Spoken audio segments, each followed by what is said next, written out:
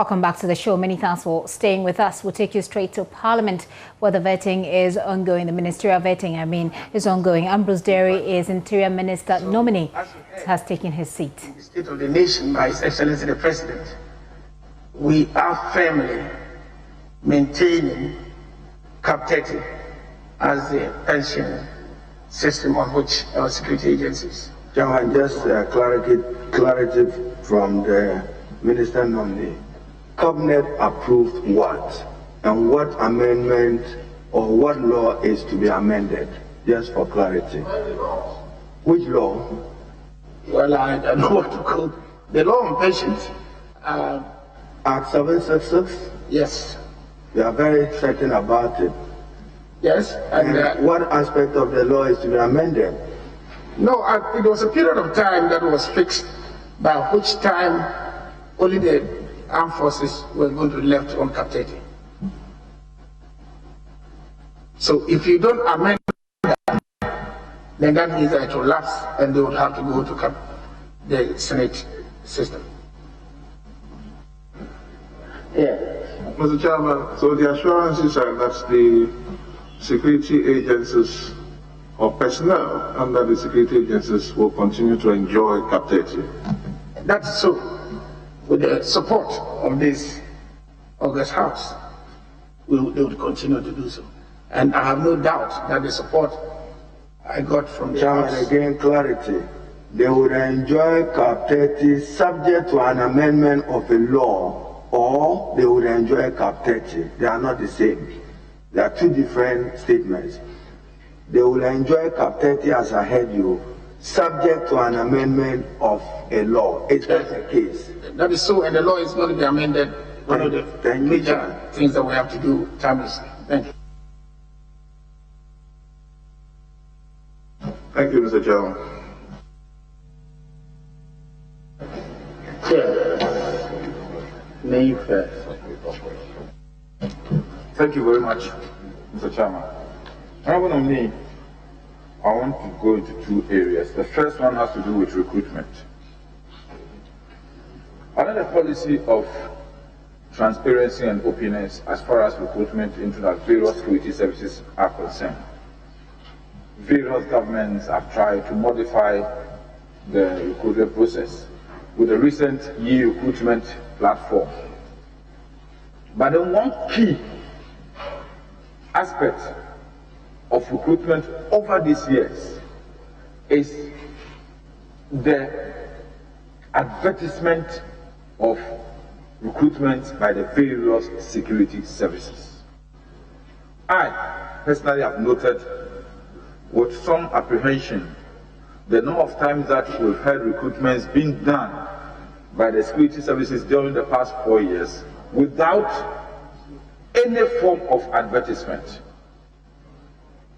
Can you tell me, on page 4 of your handover notes, you've noted that 9,860 personnel have been recruited in the various security services.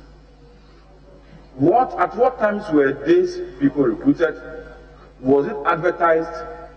If it was advertised, which sort of medium was used to advertise for these people to create opportunity for all Ghanaians to apply to enter the security services? Thank you, Honorable Chairman. In 2018, the agencies under the Ministry of the Interior used the e-recruitment system and actually advertised, and the applications were online. The Honorable Member of Parliament, I believe, will recall the outcry, the uproar. The number of applicants so far exceeded the vacancies that were available. Apart from the police, the other agencies were recruiting no more than 1,000. And that led to me being summoned before the Council of State. I appeared before the Council of State, and the Council of State said that they thought that what they saw was indecent, and that if you're going to advertise, you take about 1,000 people, and over 80,000 apply. and most of them having the qualification, they thought it was a ripoff. And therefore, they did not think that it was fair for us to continue to repeat that until we have cleared those people who we got, who are qualified, before we can open up again. You will recall that this matter came up, and the various agencies, IGP for the police, Controller General, or others, came and explained that they had a backlog of qualified Ghanaian applicants, and that pursuant to that problem that we had, they continued to recruit from that. Listen, so it is not a deviation from that. In fact, the former chairman for the Parliamentary Subcommittee on Defense and Interior, and I'm sure Honorable Galga will monitor it. And so what we have been doing was to try and make sure that we recruited from that pool that have applied. Of course, that can continue in the next term. We have to start again. But this was a problem that came up, and I went to the Council of State with the commanders, and that was a position that was taken. And this was explained severally in the media over the time. So there is no recruitment under the Ministry of Interior that is any secret. I need to emphasize that is the agencies which recruit, not the ministry. Thank you. Mr. Chairman, some little bit of laxity here. I want the nominee to explain further. Was it the issue of the police service which had that over recruitment of all the security agencies? Prison service, all the security agencies. Fire service. Fire service was even worse. All the security agencies, and Honorable Chairman, if you want a full report, I can submit it later. All the security agencies. And this, the media had met the various commanders, and it was explained to them what had happened. So after that exercise, there has not been any advertisement for subsequent recruitment? Doing that until they finished again. I don't think that this number that we've taken maybe I've cleared, but what I do know is that I'm not bound by that sort of decision that was taken in the last term. Mr. Chairman, my second question. At your last vetting, I remember very well, for this same position, one of the principal issues you talk about was the poor accommodation situation for security personnel. Mr. Nominee, after 4 years, let me say that for the past 3 days, I've spent time going around the various barracks in Accra. There has not been any significant change in the situation of security personnel. In fact, some of the police service personnel are sleeping in the hen-coop structures they live in together with their children and their belongings on the veranda. The same with the prison service. As for the fire service, they don't even have anything you can talk about calling it a barracks. I went to private houses where the police service have rented also as accommodation for personnel. Same situation. The accommodation situation of security personnel in this country is appalling. You promised 4 years ago you were going to do something about it. Tell me, what have you done? Thank you, Honorable Chairman. Honorable Chairman, I promised to do a number of things because the security agencies face a number and a lot of challenges. Accommodation being one of them. But let me tell you the very basic challenge that I met was, first of all, the conditions. We had to introduce rent allowance that was not applicable. One of the first things that I got a shock of was within the first 3 weeks after taking office, I went to the police headquarters for a ceremony. Widows and orphans of police officers who died in the course of duty were at that meeting, and philanthropists whom I'm grateful to, were giving them 2,000, 3,000. It transpired that there was no system that actually took care of the compensation packages of the agencies across board. There was also no promotion. People have not been promoted for a long time. We instructed that all should be done, and I can tell you that it has been done. But now coming back to one of the things that I felt really strongly about, which is the package. By the time we had an unfortunate incident at Kwabenya, we had worked out a package where even a lump sum of about 185,000 was going to be payable. We then also wanted to be sure that the compensation package, remuneration packages across the security agencies were equitable. And that led to a number of adjustments. And as I talk to you now, we got just at the end of the year into this year, a 10% kit allowance to apply across board. In that context, there has been some progress. The police had got some projects ongoing with Amandi. But we realized that accommodation, we had to do it with a private partner arrangement. As I talked to you, for instance, immigration has got 84 accommodation units at south of Doko that we are going to commission soon. So yes, what has happened over the 4 years is work in progress of proposals that people are bringing. Finance did not have the legal framework within which to deal with private public arrangements. And you recall, that is the 7th Parliament that passed the law late in the year. So what I can tell you is that the accommodation matter is still an issue.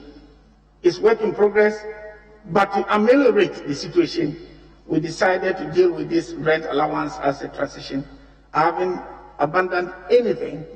I'm going to continue, if approved, to work on this. But I want to tell you that the situation of our security agencies over the years have been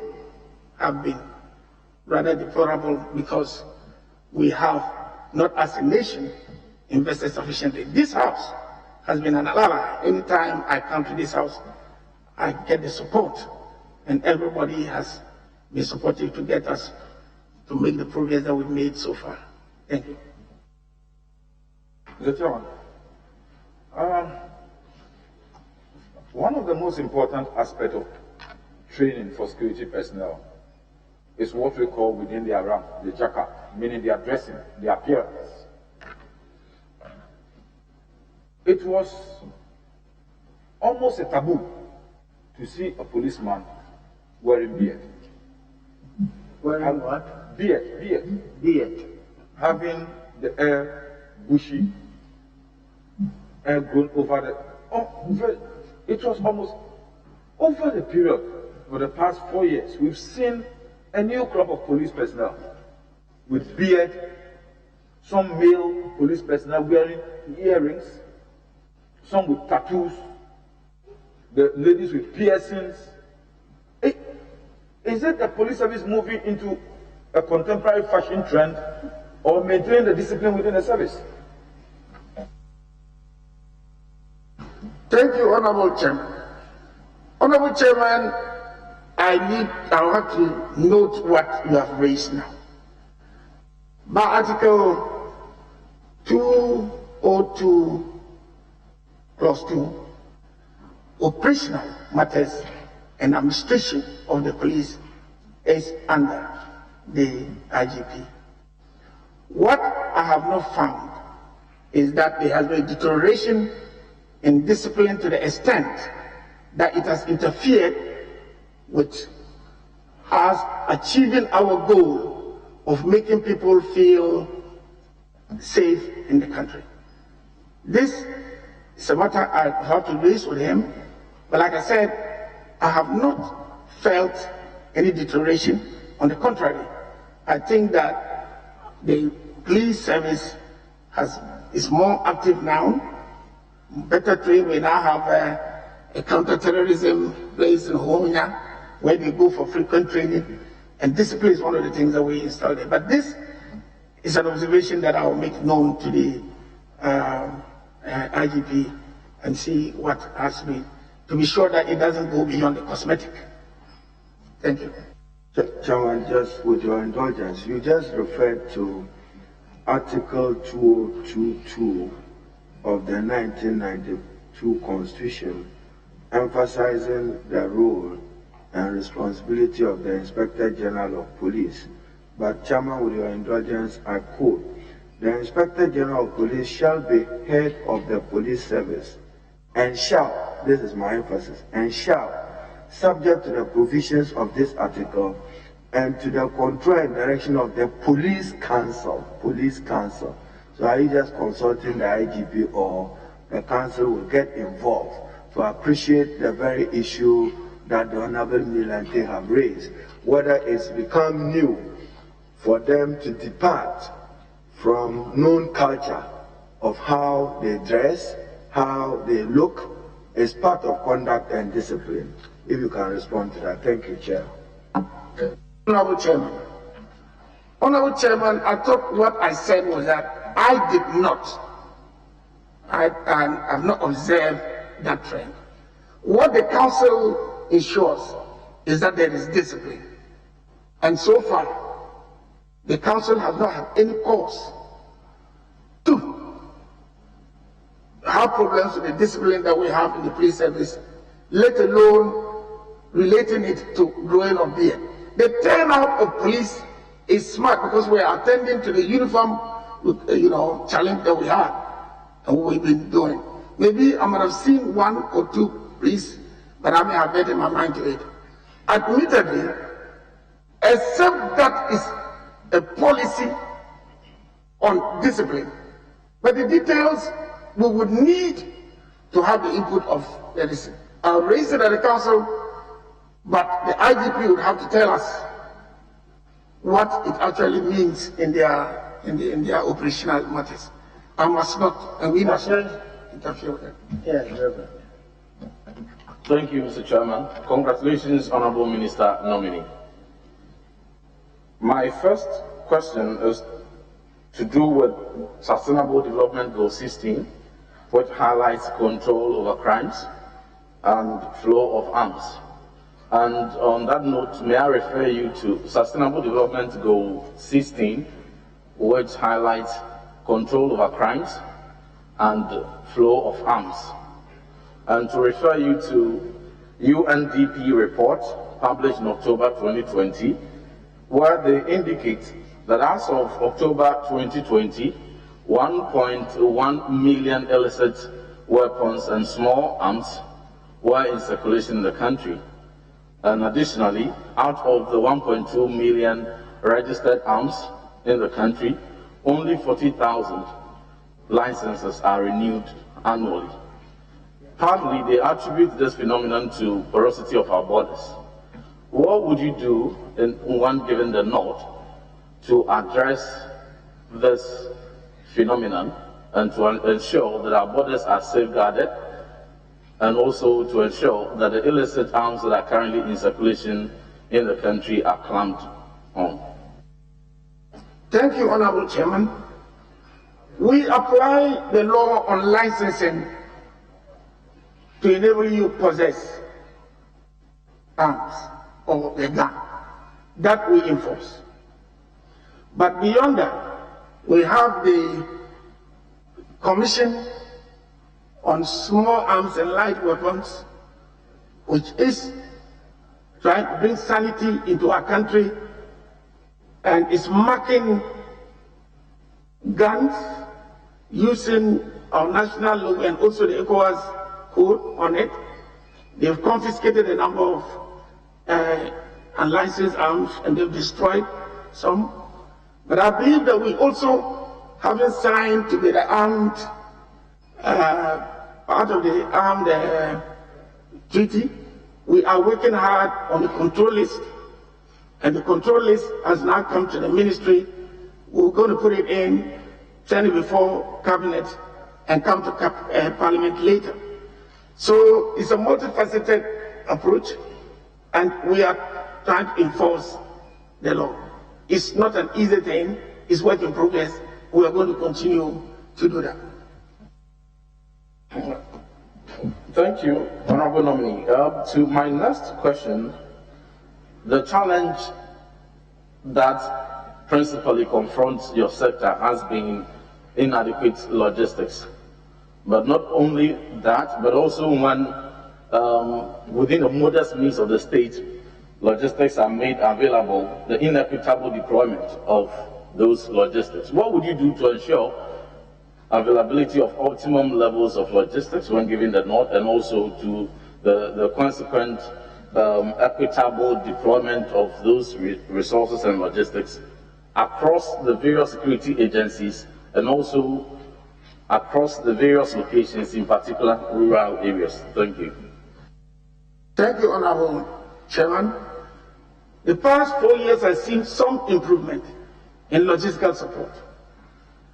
Yes, we haven't been able to get it equitably distributed all over, but because we have to consider that we start with the main agency for mental law and order, which is the police. We've got 740 vehicles, various descriptions for them, 179 motorbikes.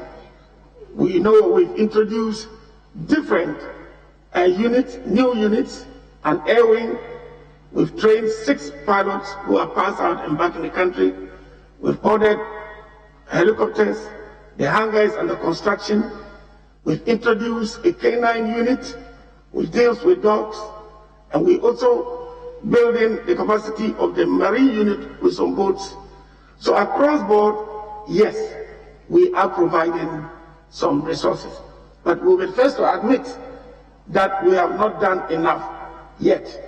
If you go to immigration, we have about 100 vehicles there. When you go across to the other agencies, we are playing catch up with them. For instance, prisons can boast about 50, but we are planning to get them more. Fire service, we have with some at a few. Fire service didn't have the capacity to deal with fire. We're on a 5th floor. We've introduced equipment that we are checking now, which can enhance our capacity to go up to 16 floors and 500 meters beyond that. So it's an ongoing process.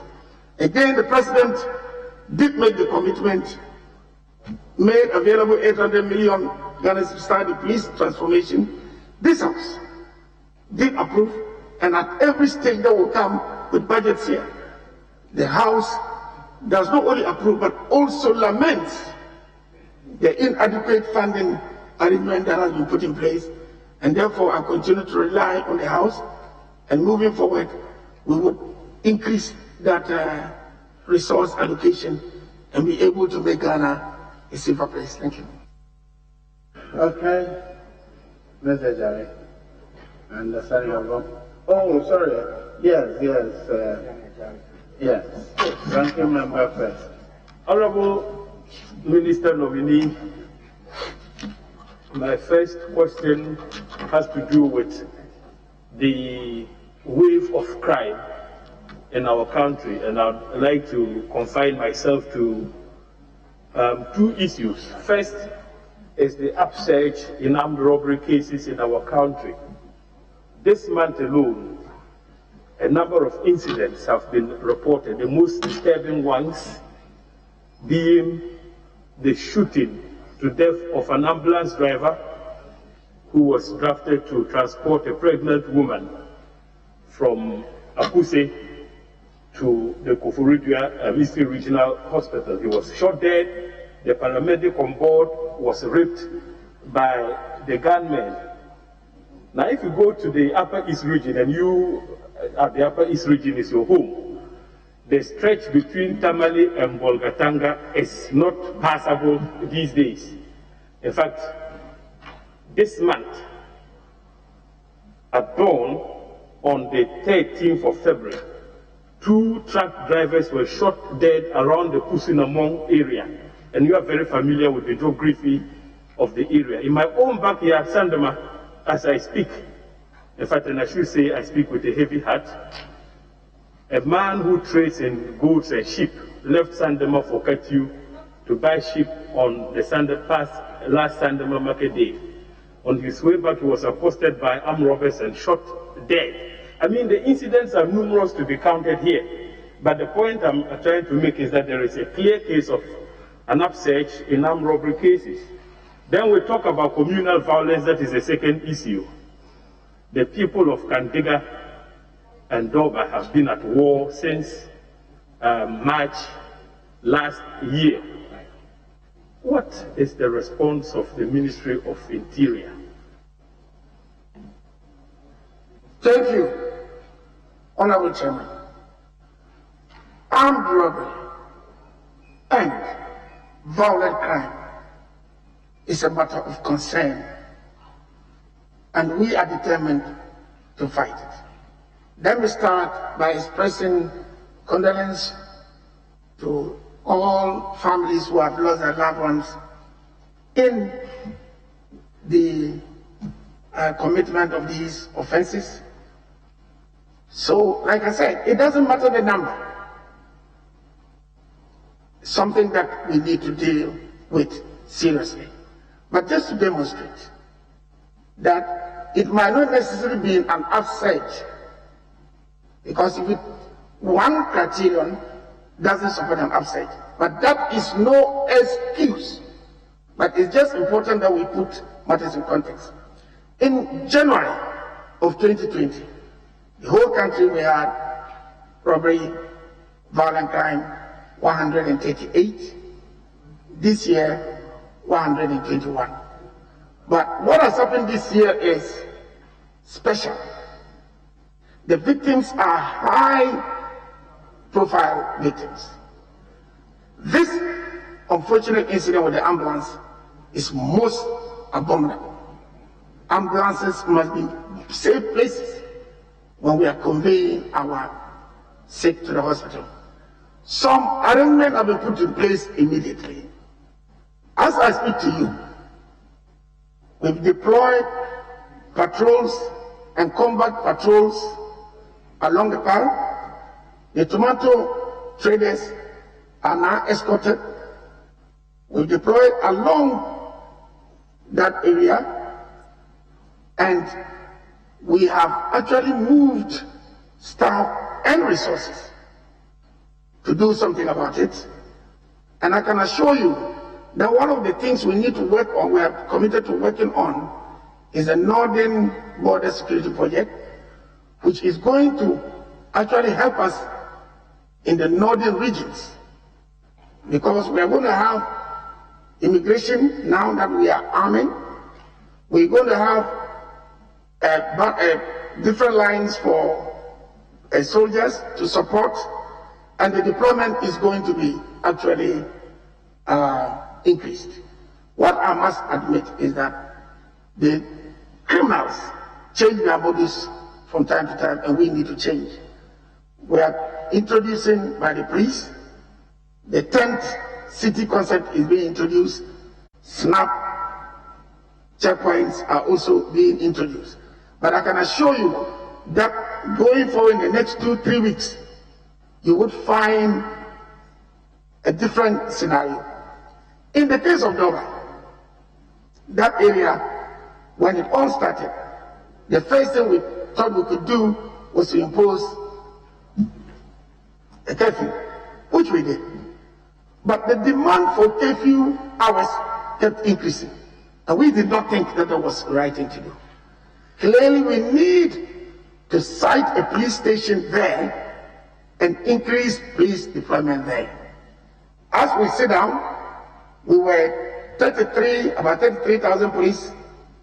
2017, we're about 40,000 police now.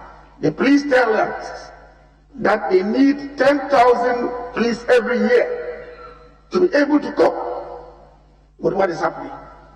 We've moved it to finance. We want to see how many we can deal with that. In that context, the general paucity of police personnel also affects Parliament. Parliament is an Article 71 institution, but all over the years, we have not been able to meet our obligation to make sure that every MP has a bodyguard and a day and night watchman. The number I have here is 124. We'll be needing 800.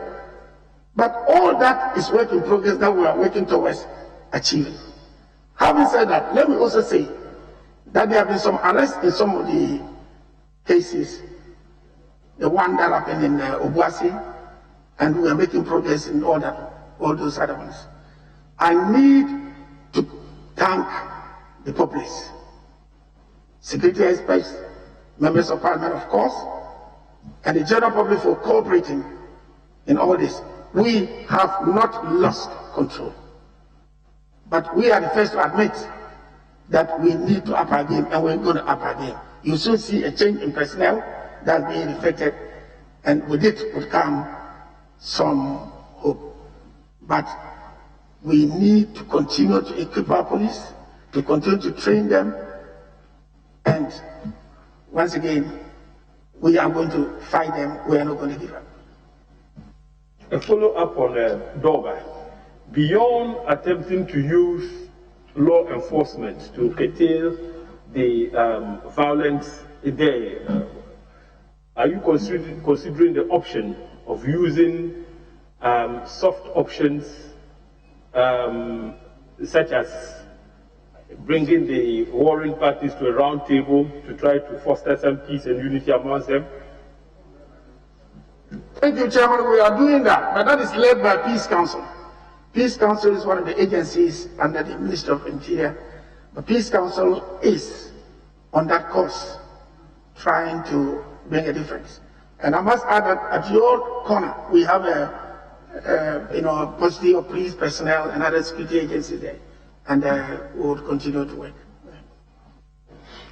Honorable Minister, Designate, there have been calls by well-meaning Ghanaians and some civil society organizations, notably the Commonwealth Human Rights Initiative, for an independent police complaints commission to be established to deal with complaints that has to do with the police service, whenever the police service are fingered in some form of misconduct in their operational activities or their general relationships with the general public. Now, this particular proposition, according to the proponents, definitely would enhance effective police accountability to the general public. The previous government initiated the attempt to have the Independent Police Complaints Commission established. It's been 4 years. What is your view of the matter? Thank you, Honorable Chairman. We accept that in principle. Actually, the Commonwealth Group met the Police Council, and we are not adverse to that, because we think that there are two ways of enhancing police accountability. First, the internal, which we have within the police, and the external. What we all need to think through is, what form should that independent body take? In the first place, yes, it should be independent of the police, independent of the Ministry of the Interior, yes. But we should work in a way that that body also is accountable. When anything happens under our remit, ministers are called to this house, which is a house most suited to ensure accountability, representing the people. So what we need to work out is, should it be a state institution, such as maybe human rights, or what should it be? We need to work out the legal framework. But we welcome it, because we would want to ensure that we increase police accountability. After all, you have internal audit and external audit.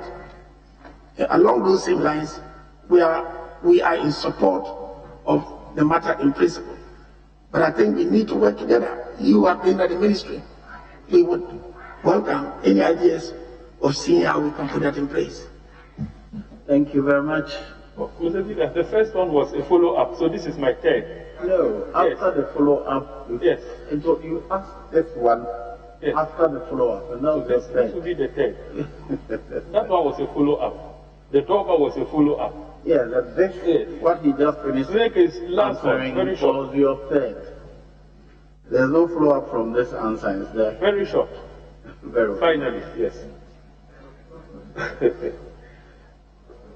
Honorable nominee, there have been concerns raised by a section of the public that amongst the top echelon of the police service, the top brass, the outfit is now populated by retiree officers who have been granted contracts, or if you like, extension of a service in a manner that violates the Constitution, and this violation definitely affects the career progression of senior officers who haven't attained the age of 60 in the service. Is this position true? If it is, how do you intend to deal with it because of its constitutional implications? Honorable Chairman, thank you very much. First of all, no police officer has stayed beyond 65 years. It is only then that it can be unconstitutional. Secondly, as a policy, we have had people on contract as a transitional arrangement. In the past 6 months, 2 have gone on retirement. It was within the law for us to extend. We have not extended. But you have been there, and we need to look at the example of the military. When you have soldiers who the state has invested in, and they get to a general position, there is a flexible retirement age arrangement there. Brigadiers go at 60, Major Generals go at 63, and Lieutenant Generals go at 65. So it's difficult for you to see officers on contract there.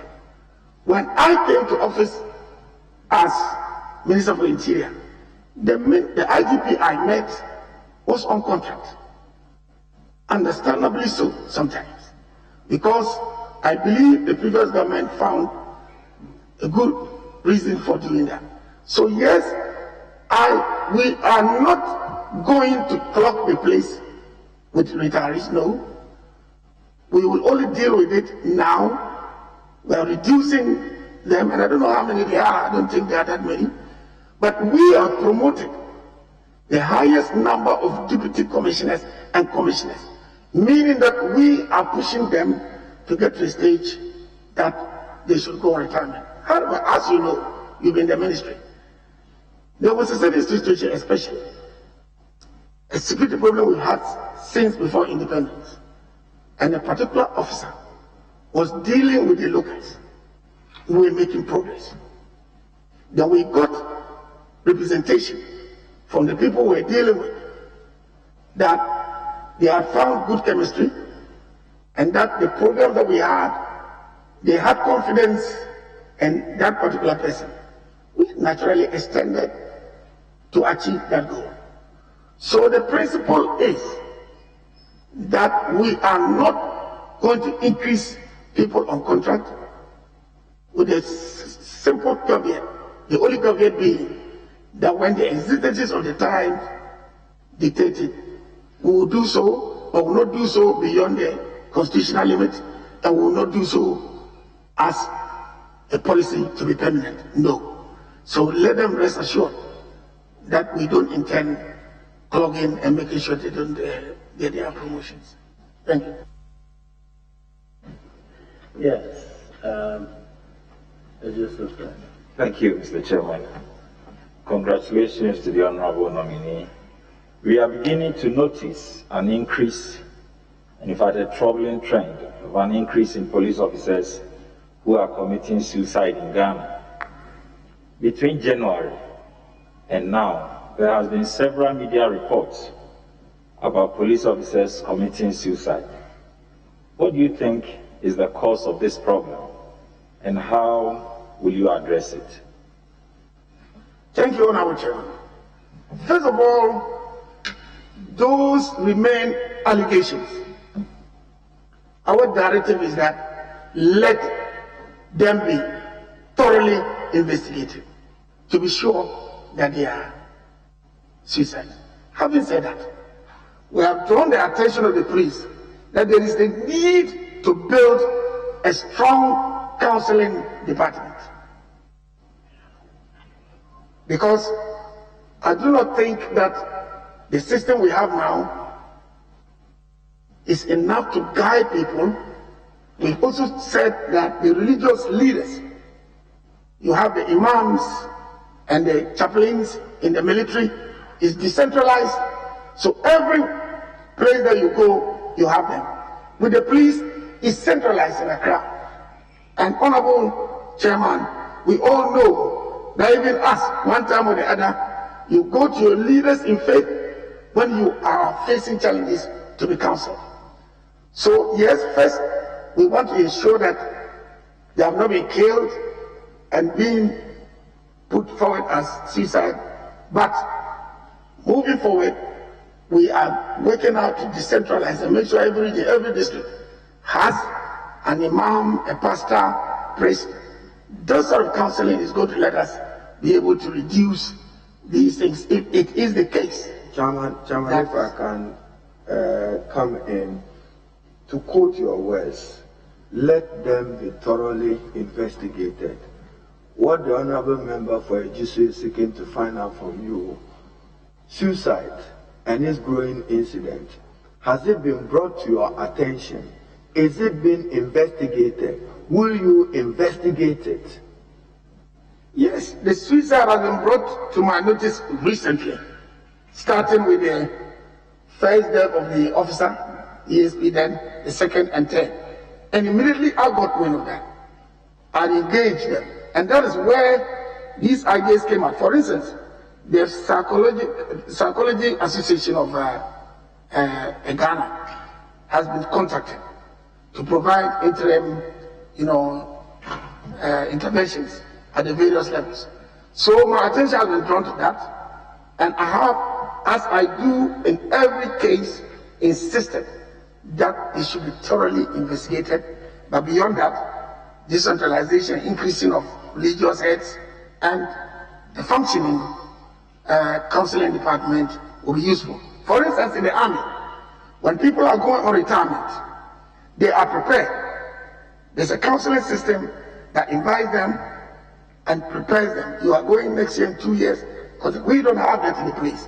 So this is one of the best practices that we are encouraging the police to put in place to be able to stabilize the situation so that we stem the suicides, if they are suicides, and then we punish them if they are not suicides. Thank you, Mr. Chairman. One last point. Minister Designate for Interior. The Gaming Commission is an agency under the Ministry of Interior. In recent years, we have seen huge increase in number of youths who are actively engaging in online gambling. Unfortunately, we do not have legislation regulating activities within the space of online gambling in Ghana. What will the Ministry of Interior do to ensure that we don't lose our youth to online gambling addiction, which of course is a global problem?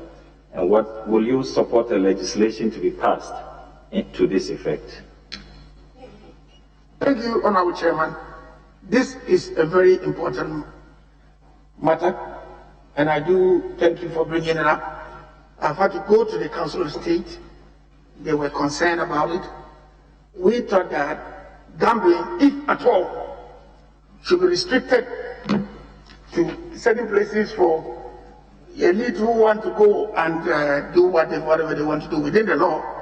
But the villages, we've engaged Ministry of Local Government and district assemblies. We need to save our children. All of us, I'm sure, have seen it. You go campaigning in the village, and you go to a Pito bar, and you find some piece of equipment there. So we have been trying to check it. One way is that we began opening offices all over the country. We got Tamale now, and Shobalga, and the rest of them. We need to get the technical people in there, but yes, I'll welcome a law that will check that, because we cannot have a nation of gamblers. Honorable Minister, I thought the issue was online. What you're talking about seeing equipment physically, is that used to do online gambling? No, online gambling it gets into the cyber area, and I'm sure that there's already a ministerial committee under His Excellency the Vice President trying to fight that. But the gaming has to do with these machines that you'll find in the villages where children go and put money and pull some lever, and they either get or they don't get, and it's corrupting our people. But I'm trying to find out if we have no information or we have no idea like me. It's okay. Is it possible to block those online games from accessing our territory in Ghana? Yes, it is. But we need to build our cyber security capacity.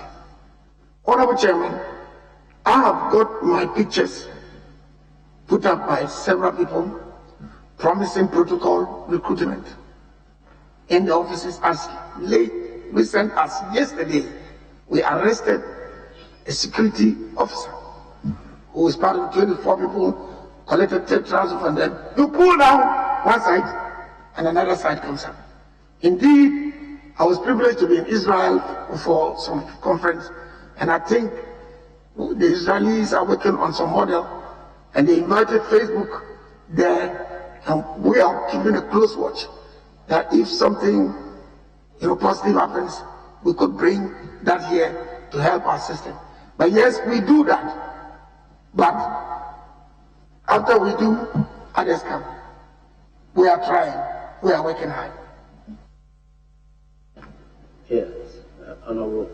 Is it a follow-up? Okay. Chair, Honorable Nominee, I recognize your answer fully, especially relative to the question that was just posed.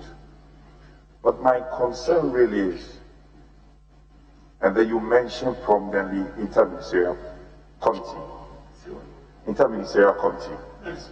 Yes. Is it the case that the police service do not have the capacity to deal with such crime, such online crime, and hence we have to defer to the interministerial committee? No, we've set up some lab.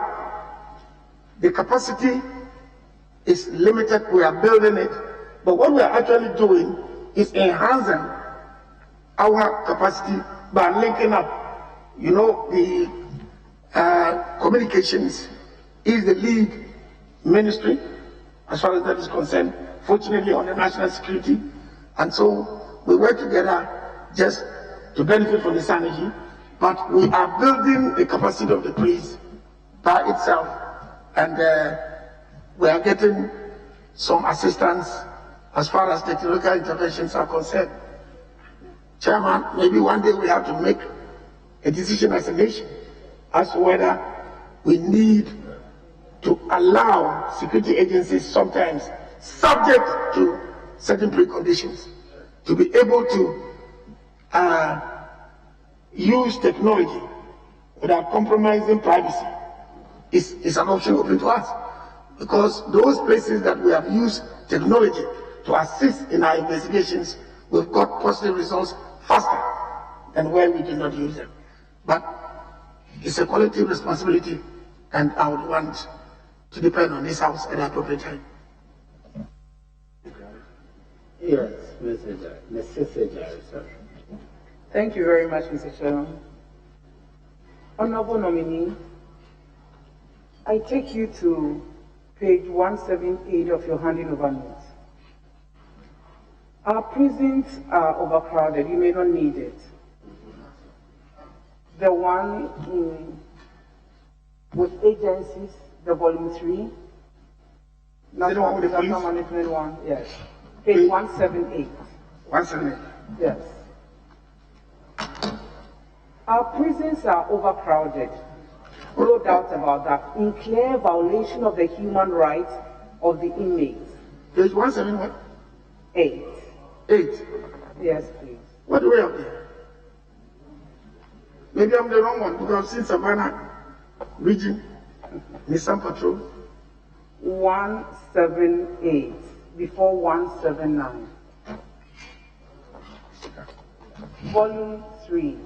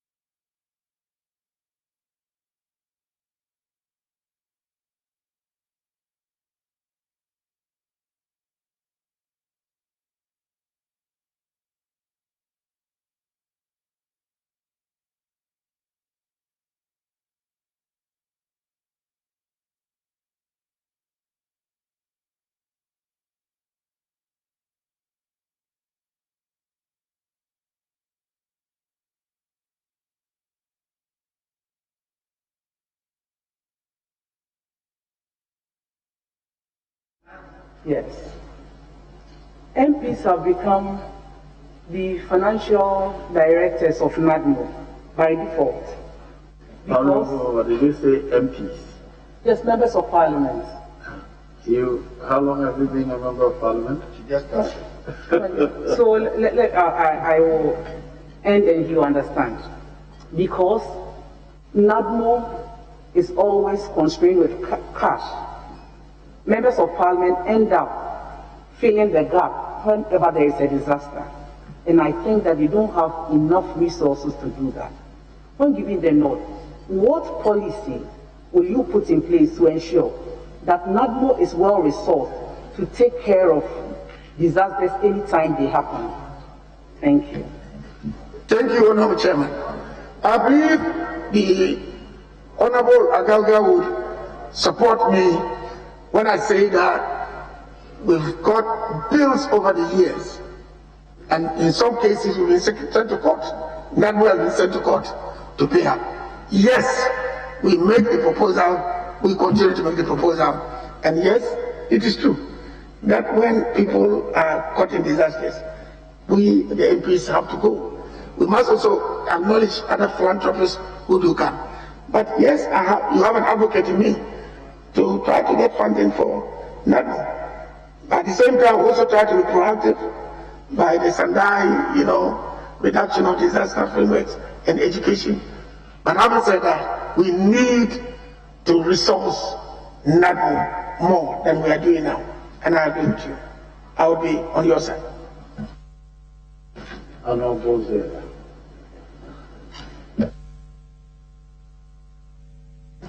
Thank you, Chairman. Good afternoon, Mr. Mamni. Honorable Mamni, forgive me. My question is on the outbreak of these pandemics. This morning, CNN reported that there's Ebola outbreak in Guinea, resulting already in 7 deaths. I think that we are already battling COVID in this country. What would you say that your ministry will do once you are confirmed in collaboration with other state institutions to make sure that at least we don't have Ebola in addition to COVID to battle with? Thank you, Honorable Chairman. I think it's a matter of concern. That was partly one of the reasons why the borders were closed over a period of time. But as you know, our borders, we have over 200 unapproved routes that we're working to see how we can address that. Yes, I will work with other agencies to make sure health, the technical capacity, and immigration. Yes, we have to work and make sure. We have to also pray hard, but I'm committed to making sure that we protect our borders as much as possible, and that's why we are building up immigration. You would remember or recall that it was a state parliament that passed a law giving immigration the legal support to be the front line. And so the last 4 years we spent trying to build their capacity. Now we've got them some equipment that makes them more offensive. They are also being trained at home from time to time. It's frequent, continuous, to toughen them up. By the end of the day, we still need some technology to help us. And I think that above all, we need the locals there. And we are building good relations with the people at the border, making sure that we take care of their basic needs. And when we do win their confidence, they are the best persons when it comes to checking who is from here, who is from there. Our border is interesting in some places. The hall is in Ghana and the kitchen is in another country. And these are things that we all need to work together to make sure. But yes, we need to work out to make sure that Ebola doesn't come here. We have enough on our hands with the COVID that we are working hard, and I believe that we are all playing our part. So I would make sure that we support the effort to keep out Ebola. Thank you. Yes, yes, we are welcome. Thank you very much, Chairman. Honorable nominee, I have with me all the list of legislations that this House passed in the 7th Parliament. And 81st on the list is the Narcotic Control Commission Bill 2019, which you presented, and which was duly passed on the 20th of March 2020. Act 1019 was duly assented to on the 11th of May 2020. What is the status of implementation of this very important legislation, which has something to do with medicinal cannabis and what have you? Thank you. Thank you, Honorable Chairman. We have put together a committee to work on it. Honorable Chairman, but we need to make clear what the elements in there are. The impression out there is that we have legalized cultivation of cannabis for recreational use. That is not the case. The things that we have talked about has to do with not just checking cannabis and narcotics, but also when we have users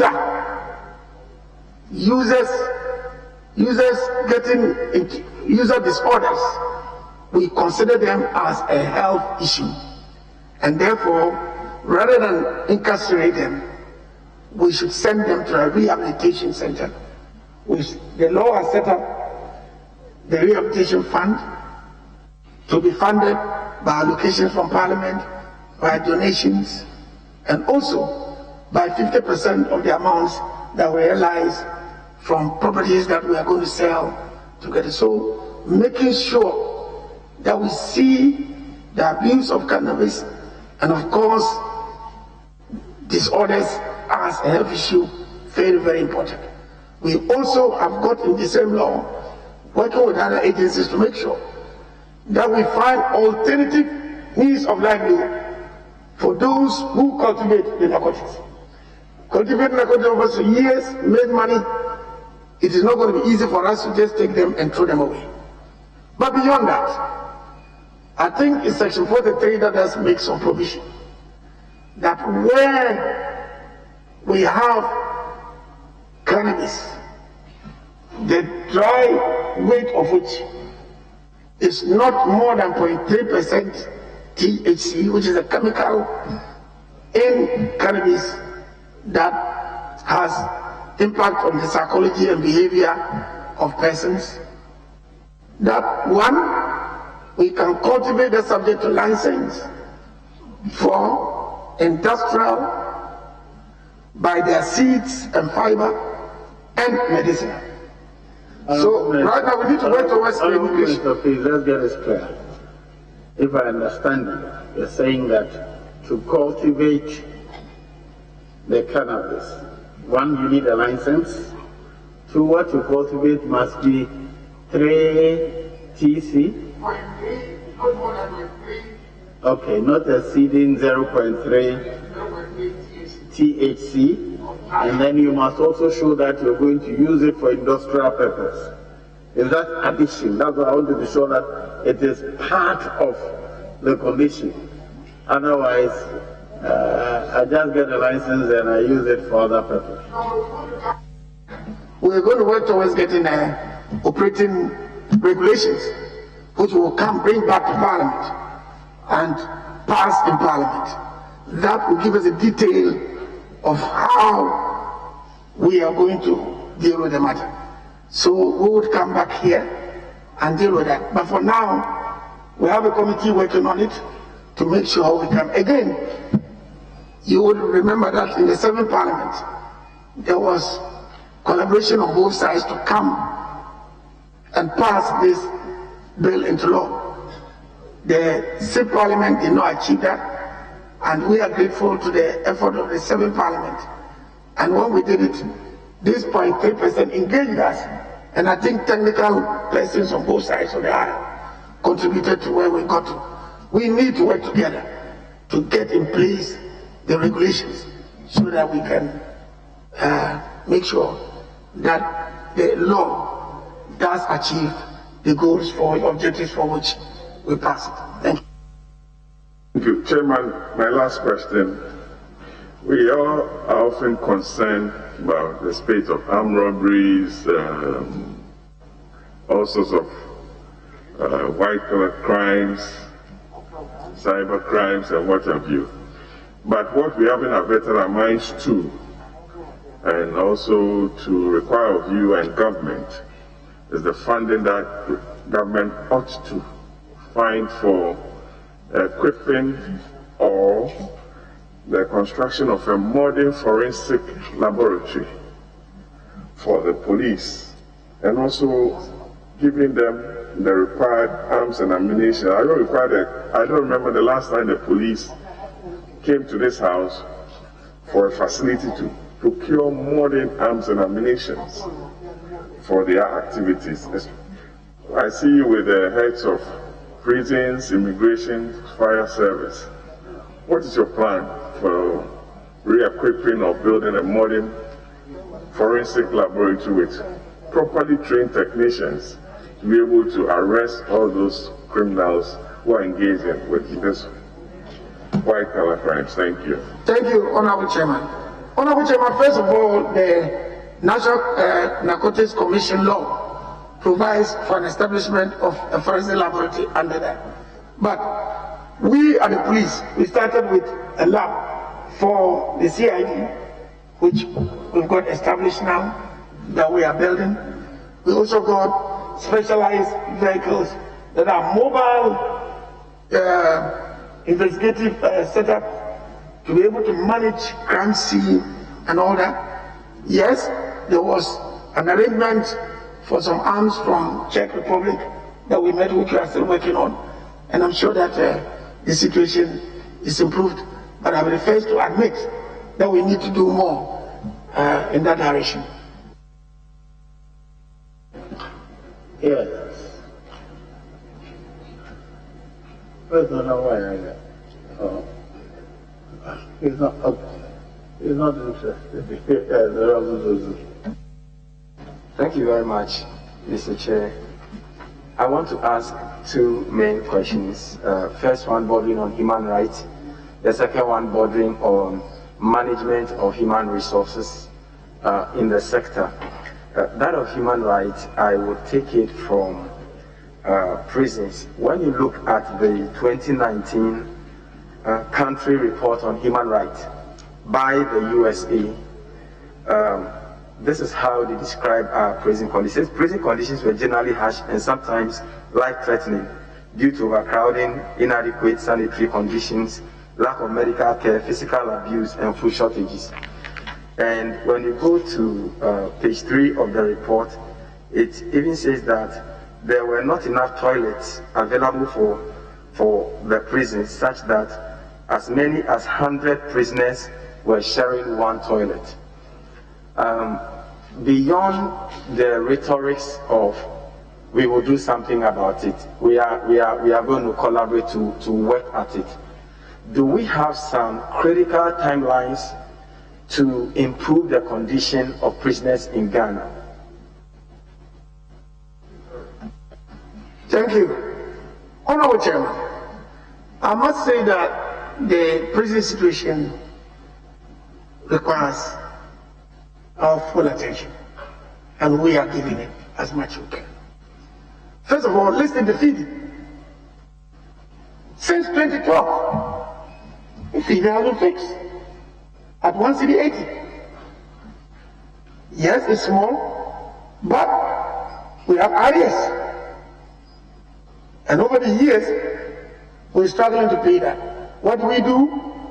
We've strengthened the agricultural department of it, and we are trying to do something about it. I have visited the prisons.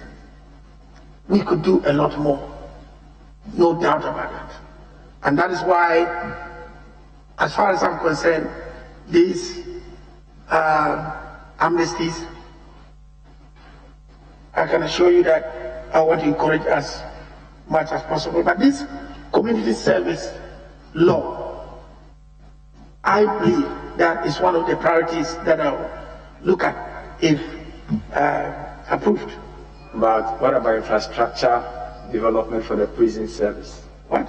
Infrastructure. Building and expanding that is so. Facility and improving what goes on, improving budgetary allocations and so on and so forth. Precisely. First of all, I told you when I was talking about the other agencies, that infrastructure to build, we will need private-public sector collaboration. And the challenge we had at the ministry was that we did not have a legal framework. And if you deal with the law, you want to be the last person to not to do something. I believe there were certain proposals before we came in about private-public sector where some land is given in exchange for infrastructure being put up. We haven't been able to get that done, one, because of legal framework. So we will go beyond the rhetorics. And I want to say that I'm impressed that I've had 2 members of parliament taking the president's matter. It's not a thing that most people raise most of the time. And so I'm comforted by that. But I believe that we would, with private-public sector collaboration, be able to build structures. Then we can increase the spacing. But more than that, I think we should decongest them and not rather want to create more spaces for them. So that is where it is. So yes, not much has been done. We're building the Remand, which I believe is about 70% complete in Sawam. And I want to put on record that certain groupings, like the Pentecost Church, has been one very supportive institution among others, who are providing resources, who are establishing farms, which makes it possible for us to move them out there and for those periods decongest it. But it is a challenge that we cannot. And as a final clarification of that, so what is the status of the Justice for All program in respect of decongestion of the remand prisons? Justice for All program. Justice for All program is also over the High Court in there is one prison to make sure that we achieve that, and so it's ongoing. It's ongoing, and I think that but there's a lot more to do, and we should work together to achieve it. Very well. Very The well. second major question has to do with the human resources. No. We've done 3 already. You said 2, you've done 3. Yes, Honorable Member Pat.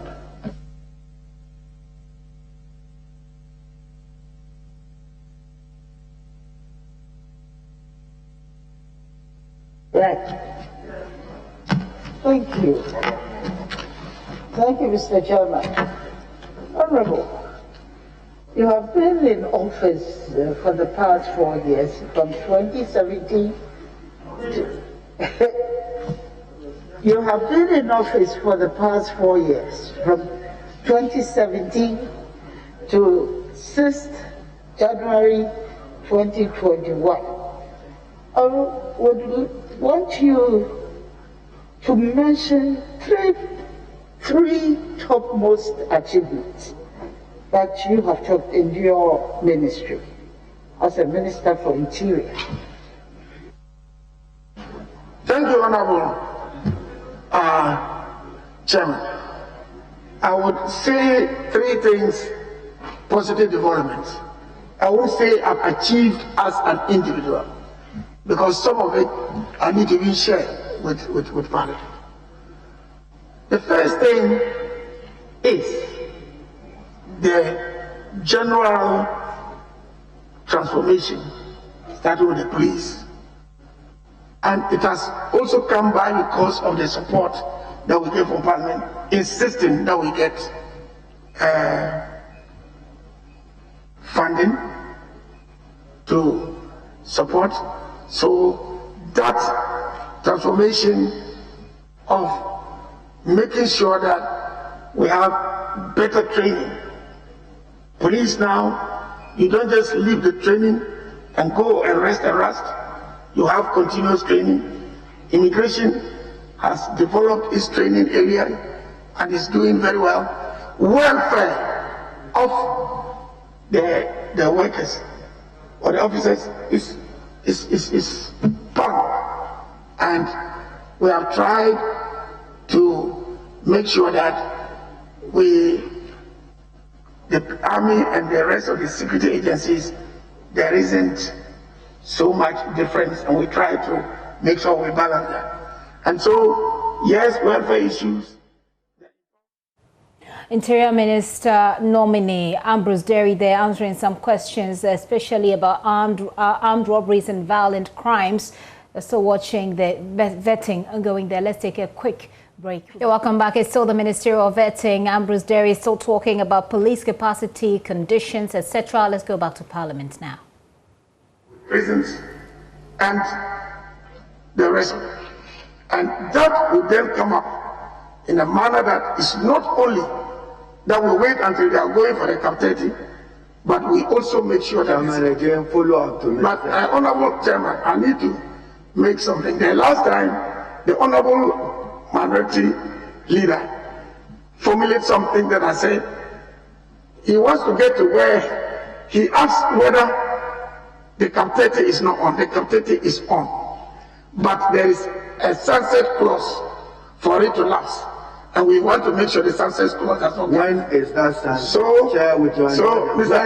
When is the sunset for captivity? The law has not even been amended. Act 7. The law is we are going to bring it in the first quarter. How long must the security personnel of the security agencies expect to be under captivity? 2 years, 3 years, 5 years, 10 years? No. For the rest of their perpetuity till they retire? It comes into when you retire. You just use the word till sunset. I want to know the sunset. What I'm saying is that the law now permits them to be on captivity, but the law was going to migrate them to Senate, and with that, what we're doing now is to amend it to prevent that sunset. So you see, you reminded me of the advocacy in court. You got me that, but I wanted to come to you, but I've got it now to amend for you. Thank you, Honorable Chairman. Yes, Honorable Ablakwa. Most grateful, Mr. Chairman. Mr. Chairman, I would like to begin by seeking your leave, Mr. Chairman, to have us watch this production, which gives us gives us the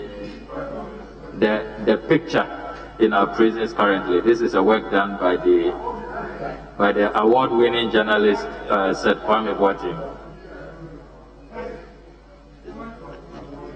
Yeah, Mr. Chairman, I seek your leave for us to watch this. It's less than a 6-minute video clip.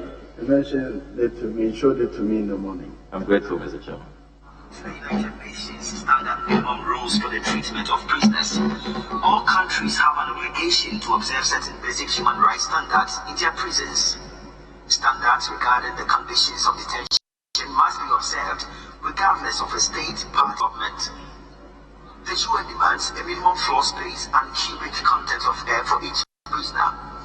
Adequate sanitary facilities, clothing, which shall by in no manner degrading or humiliating, provision of a separate bed, and provision of food of nutritional value adequate for health and strength.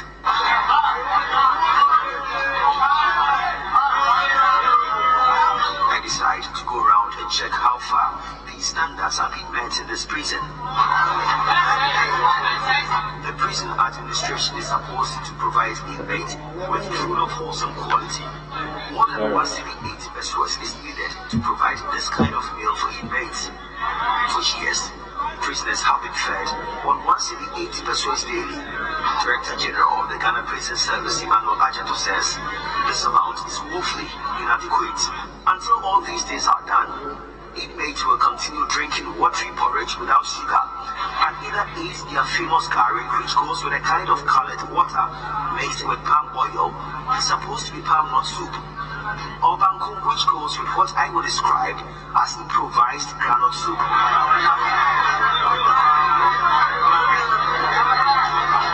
For first-hand information, the inmates, together with their officers, agreed to lead me to their places of convenience. The stench is extremely unbearable. So I have been here for just a few hours. The congestion is just too much. And as you can hear in the background, they are not very happy. So the time they see people like us around, they want to tell their stories. I am struggling to breathe as a result of the stench and heat here, or because I am a first-time visitor. I wonder what asthma patients here go through.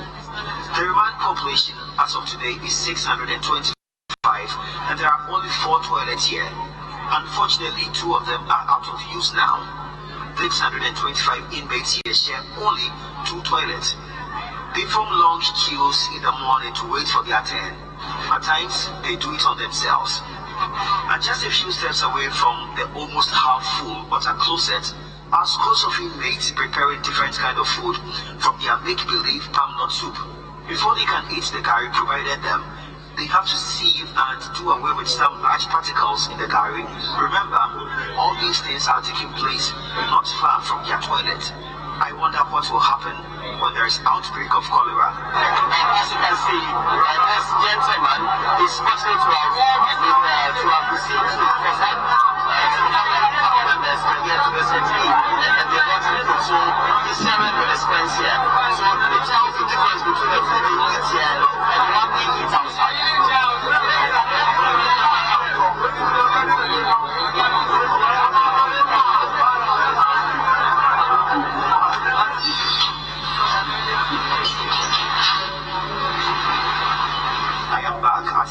Prison. It is few minutes past 4 p.m. and it is time for the inmates to be locked up, so officers are conducting their last roll call.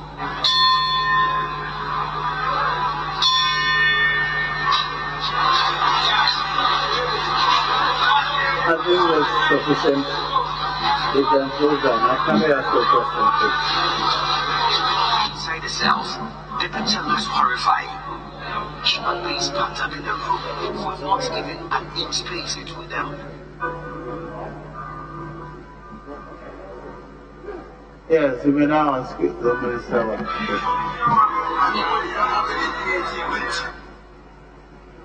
Yeah, thank you very much, Mr. Chairman. Honorable Minister Designate, that is the state of our prisons as per news. That's Kwame Boateng's report.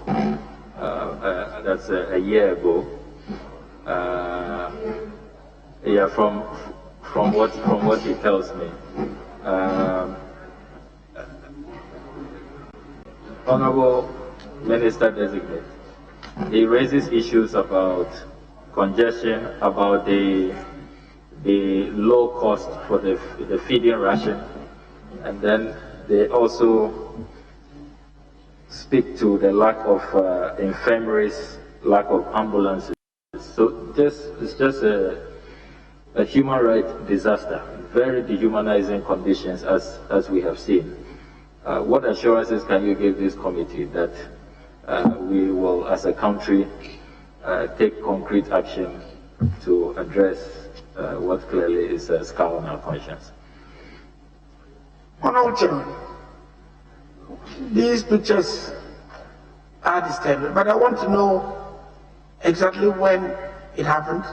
I don't insist that he must say if he doesn't know it, but I want this picture to then go and engage the Director General on these matters.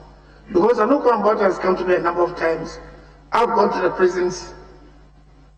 It hasn't been good, but this one is something else. But certainly, I would want to engage the Director General on this.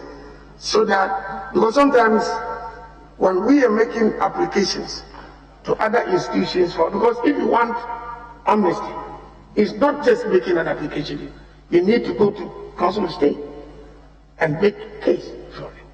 And so I believe that if this can be made available, I would like to see what the situation is now and how we can use that to help us plan for. But certainly, it's not acceptable.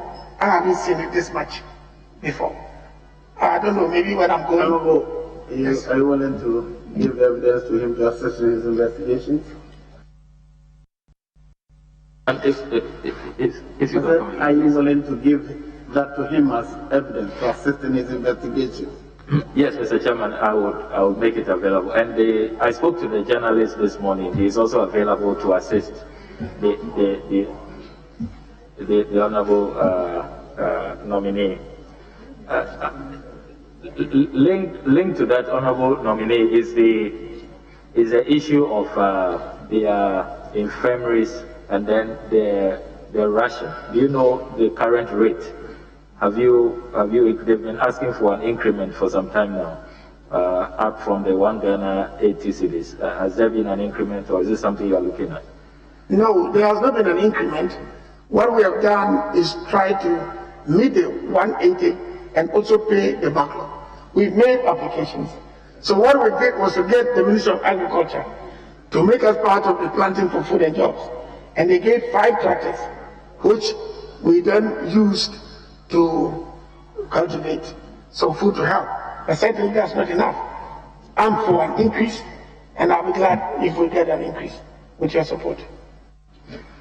Thank you, Minister. My second question. I think I need to apologize also, taking up that I said you could give it to me tomorrow. I'm not a minister yet, but I'm sure that immediately it's possible we will do it together. Thank you. You are the President's representative at the ministry, so the sense of urgency is admirable, and I think it's positive.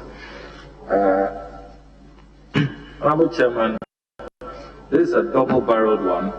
I'm concerned about incessant reports that extreme violence and terrorism appears to be moving down from the Sahel to Burkina Faso. It's getting closer and closer. You are a minister responsible for the interior, our land borders, and for that matter, the Ghana Immigration Service falls directly under your purview.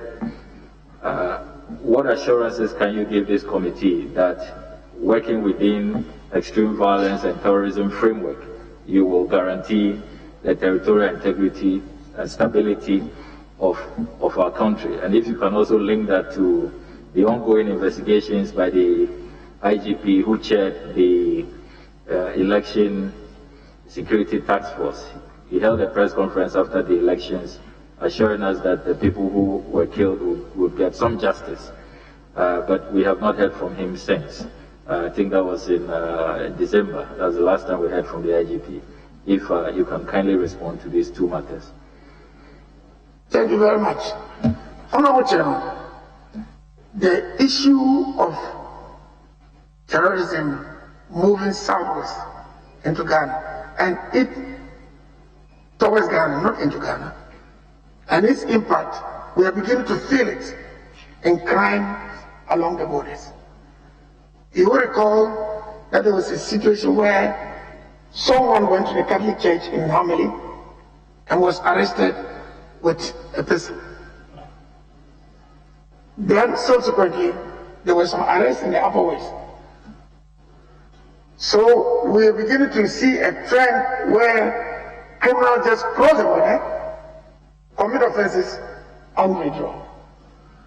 So first we are engaging our colleagues out there, collaborate with us as much as they can, and that should be emphasized.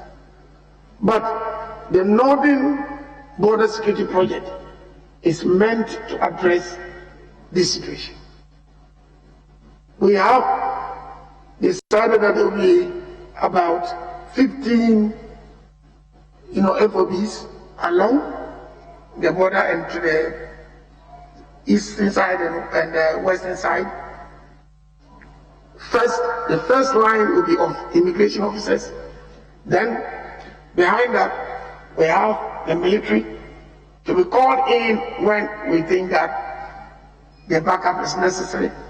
And then also, we're beginning to deploy in the two upper regions where we are going to have the presence of soldiers on a permanent basis to be able to do that.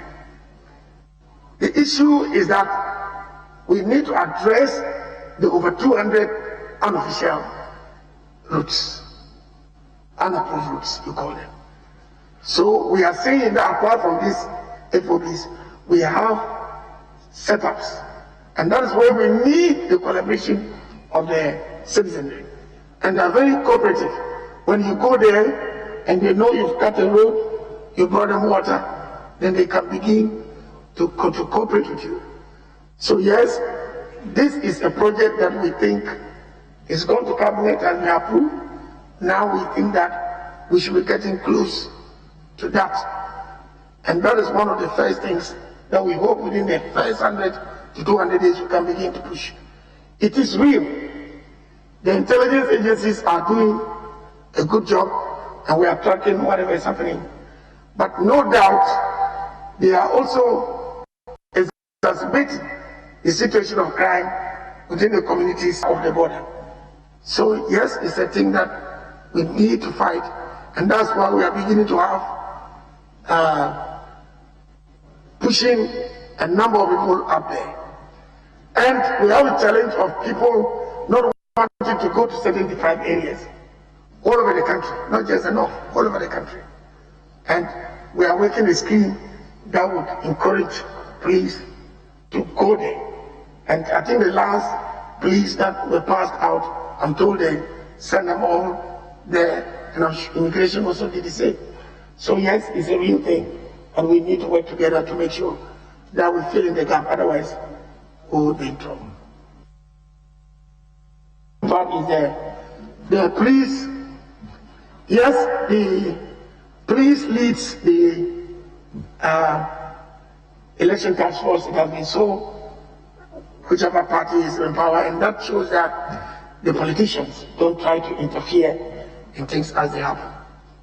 Yes, I wish to take this opportunity to express my condolences to all those who lost the families who lost their relatives in this whole exercise. And I am also for, because Mr. Chairman, Honorable Chairman, in these matters, it could happen to anybody. I mean, a gunman enters a town and he's firing. Hey, there are no political colors there. And therefore, it's a threat to all of us. And my insistence is that they must do a good job of the investigation. But sometimes, Mr. Honorable Chairman, while working at it, I think that we can also sometimes recognize that our situation is not that bad. We want to give praise to God for it. Because if you look at the elections, not acceptable. We should work towards zero loss of lives.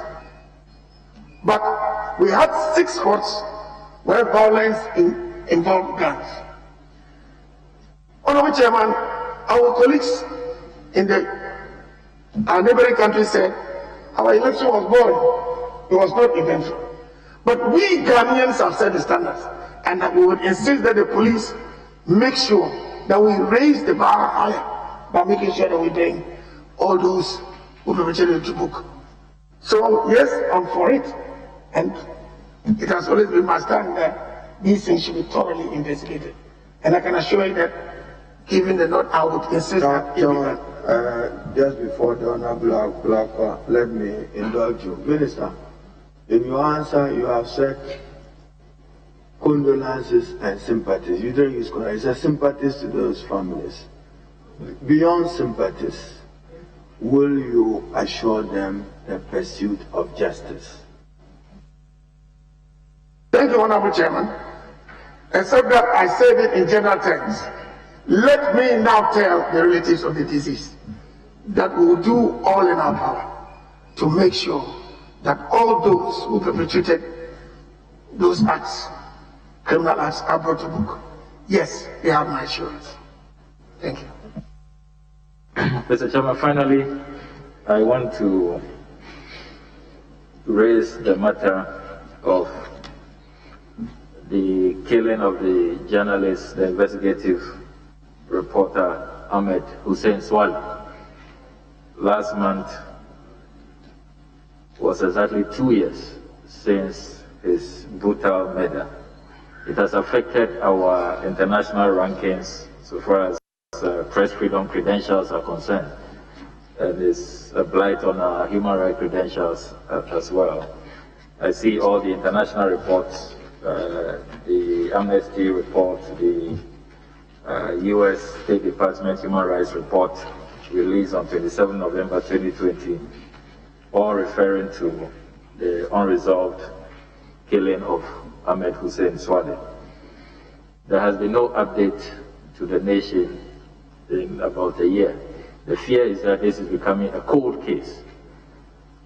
What do you have by way of update, and what assurances can you give this committee that if approved, you will pursue this matter assiduously so that the perpetrators of this heinous crime will be brought to justice?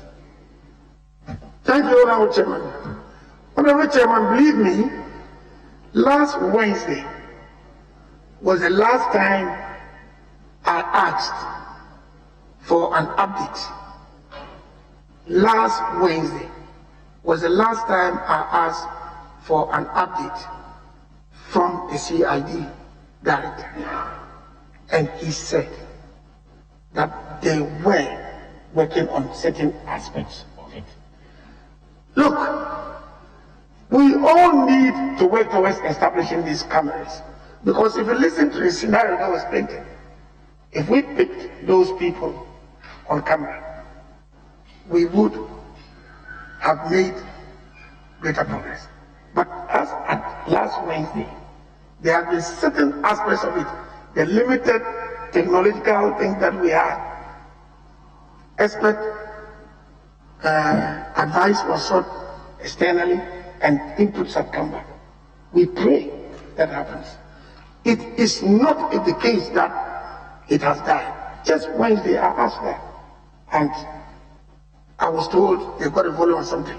We pray that it happens. You recall that in the case of our colleague, late colleague in Fansimo, the available pieces of technology that we had, and we're trying to see how much we can get from that. So the case is not dead, and I can assure that we want to get to the bottom of the matter. So, Chairman, related to that, just related to Ahmed Swale, a colleague MP murdered by armed robbers, Honorable J.B. Dankwa, Member of Parliament, murdered. It's taking years. Justice delayed, it is said, is justice denied. How will you, in guaranteeing and assuring journalists generally, of the general safety and protection of all Ghanaians. What is the status of this particular cases affecting our colleagues who were murdered? Thank you, Honorable Chairman. I think that the cases of our colleagues losing their lives is part of the general problem that we need to solve. Honorable Chairman, for instance, in the case of the enforcement, we got certain pieces of evidence that got us the links immediately. In the case of JB Dankwa, we took off from where the last government left off, and we've been trying as much as we can. But the important thing is that we have to be proactive while we solve this problem, so that we don't end up policy reaction. And that has to do with first increasing the numbers of police, giving us the protection that we need. I think it's some of the things that we should not joke about. But certainly, those cases are not there. I can assure you, we collaborated with the Attorney General. We did to reenact things, but I can assure you that the CID has improved greatly recently, and you can see a lot of professionalism working, and we are not going to allow any of those cases to die. Otherwise, you and I are not safe. But I must emphasize that the security and safety of the individual Ghanaian citizen and resident is paramount and as important as these specific cases that we are discussing. Thank you, Honorable. Chief, if you will have the last slide. Yes, thank you very much, Honorable nominee, Senior Deba, somebody that I've known since my childhood. You, in your answer in relation to the recruitment, said that so many young people applied, about 10,000, and tens of thousands, not 10,000. Tens of thousands. Some 80,000 members. Yeah, tens of thousands. Yes. And then you referred the matter, or you were invited by the Council of State.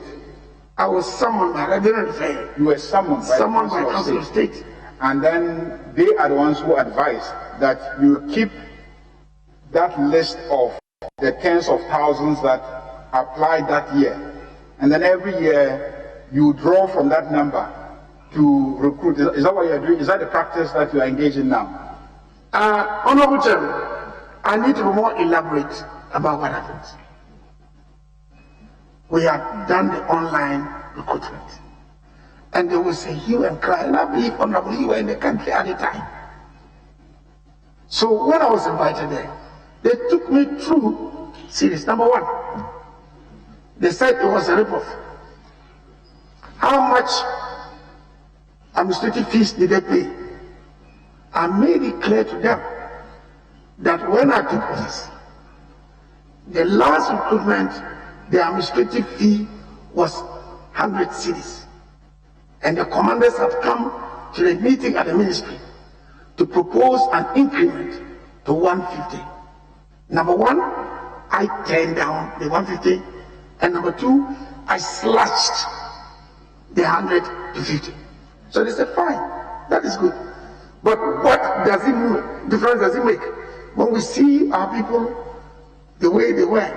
So you have got about 80,000 applying for 1,000 jobs. What do you do about it? I went with my commanders there, and then they did not direct me. But what were we to do? Have another recruitment online? Have another set of tens of thousands? So, in that discourse, we promised that we're going to, as much as possible, use that data, and it was agreed, and we came out. I don't want to say that they directed me, But, Honorable Chairman, this matter has been discussed severally. The commanders came to the Committee on Defense and Interior to explain their situation. So I was only explaining what was seen as a trend that was unusual, and these are the unusual circumstances. I'm not by that saying that will be the modus going forward, but I'm explaining what transpired. And Honorable Chairman, it is important to emphasize that I did not and I do not recruit. The recruitments are done by the agencies. But if you listen to the airwaves, I've been bashed severally over. My only concern is that it feeds a certain misconception that allows fraudsters to dupe unsuspecting Ghanaians that there are protocol forms in the ministry. Beyond that, I think the technical heads, if you want a report, should be in a position to give you a report. I don't partake in recruiting them, but I was explaining the situation. You're speaking into the mic so we can hear. Yeah, I'm saying I'm here to ask you my actual question because I'm just trying to recall what you said here. Yes, so assuming that 2-3 years ago, I was not qualified to apply because the age limit for qualification is, let's say, 18. And then 3 years ago, all those who were above 18 applied.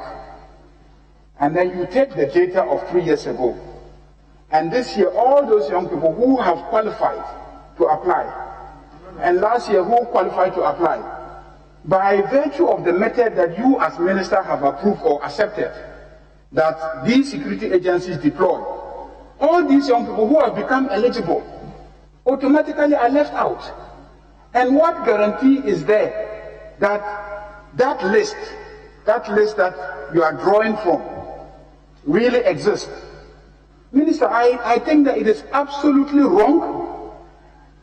The young people of this country are owed an apology. Ask the question. Yes. I'm asking the question. I think it is absolutely wrong.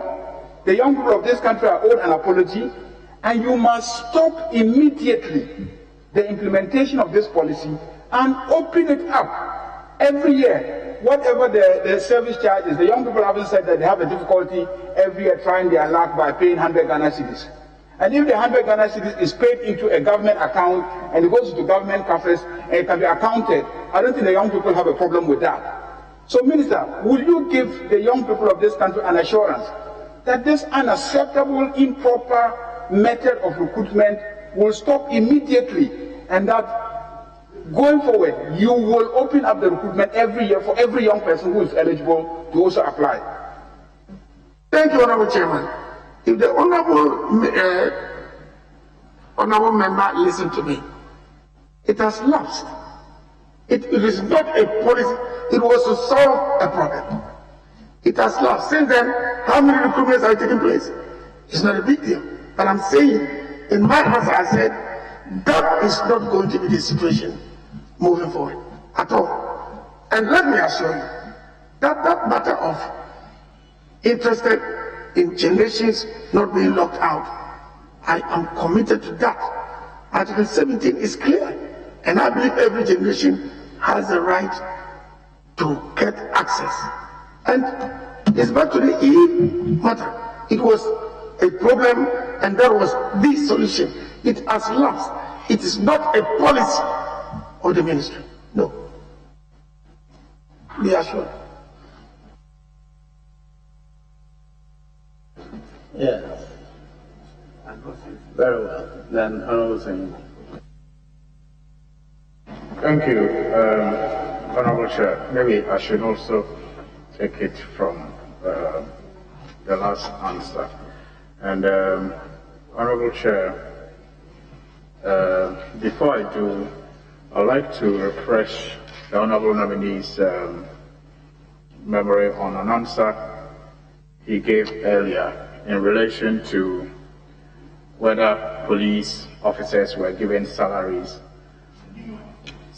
increments or allowances prior to the December elections.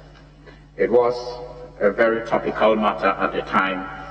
The leader of the NDC and flag bearer did make comments on it, comments which led the IGP to also go on radio on Peace FM to assure police officers that indeed what they have seen reflected on their pay slips, and I have a copy of a pay slip here, salary adjustment, basic salary 1,677, salary adjustment 1,677.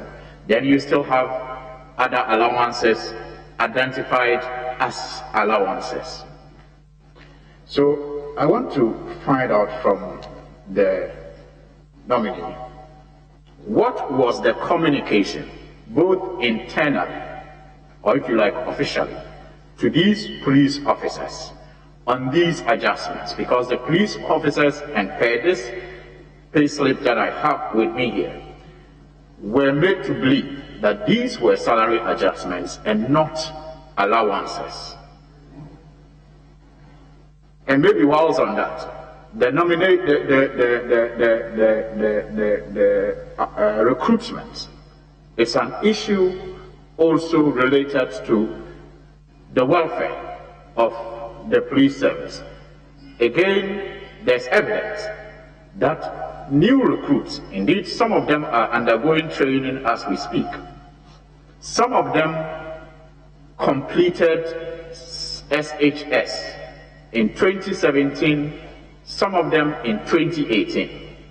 At what point did these people apply to be part of that so-called list?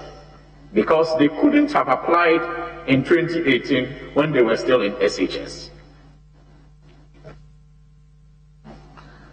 Thank you, Honorable Chairman. Honorable Chairman, we appear to be haggling over nomenclature. What to call what. I have told you what the issue was and what the solution was. If in paying the money, the one-time payment, it was presented as an adjustment, it was not meant to be a salary increase per the month.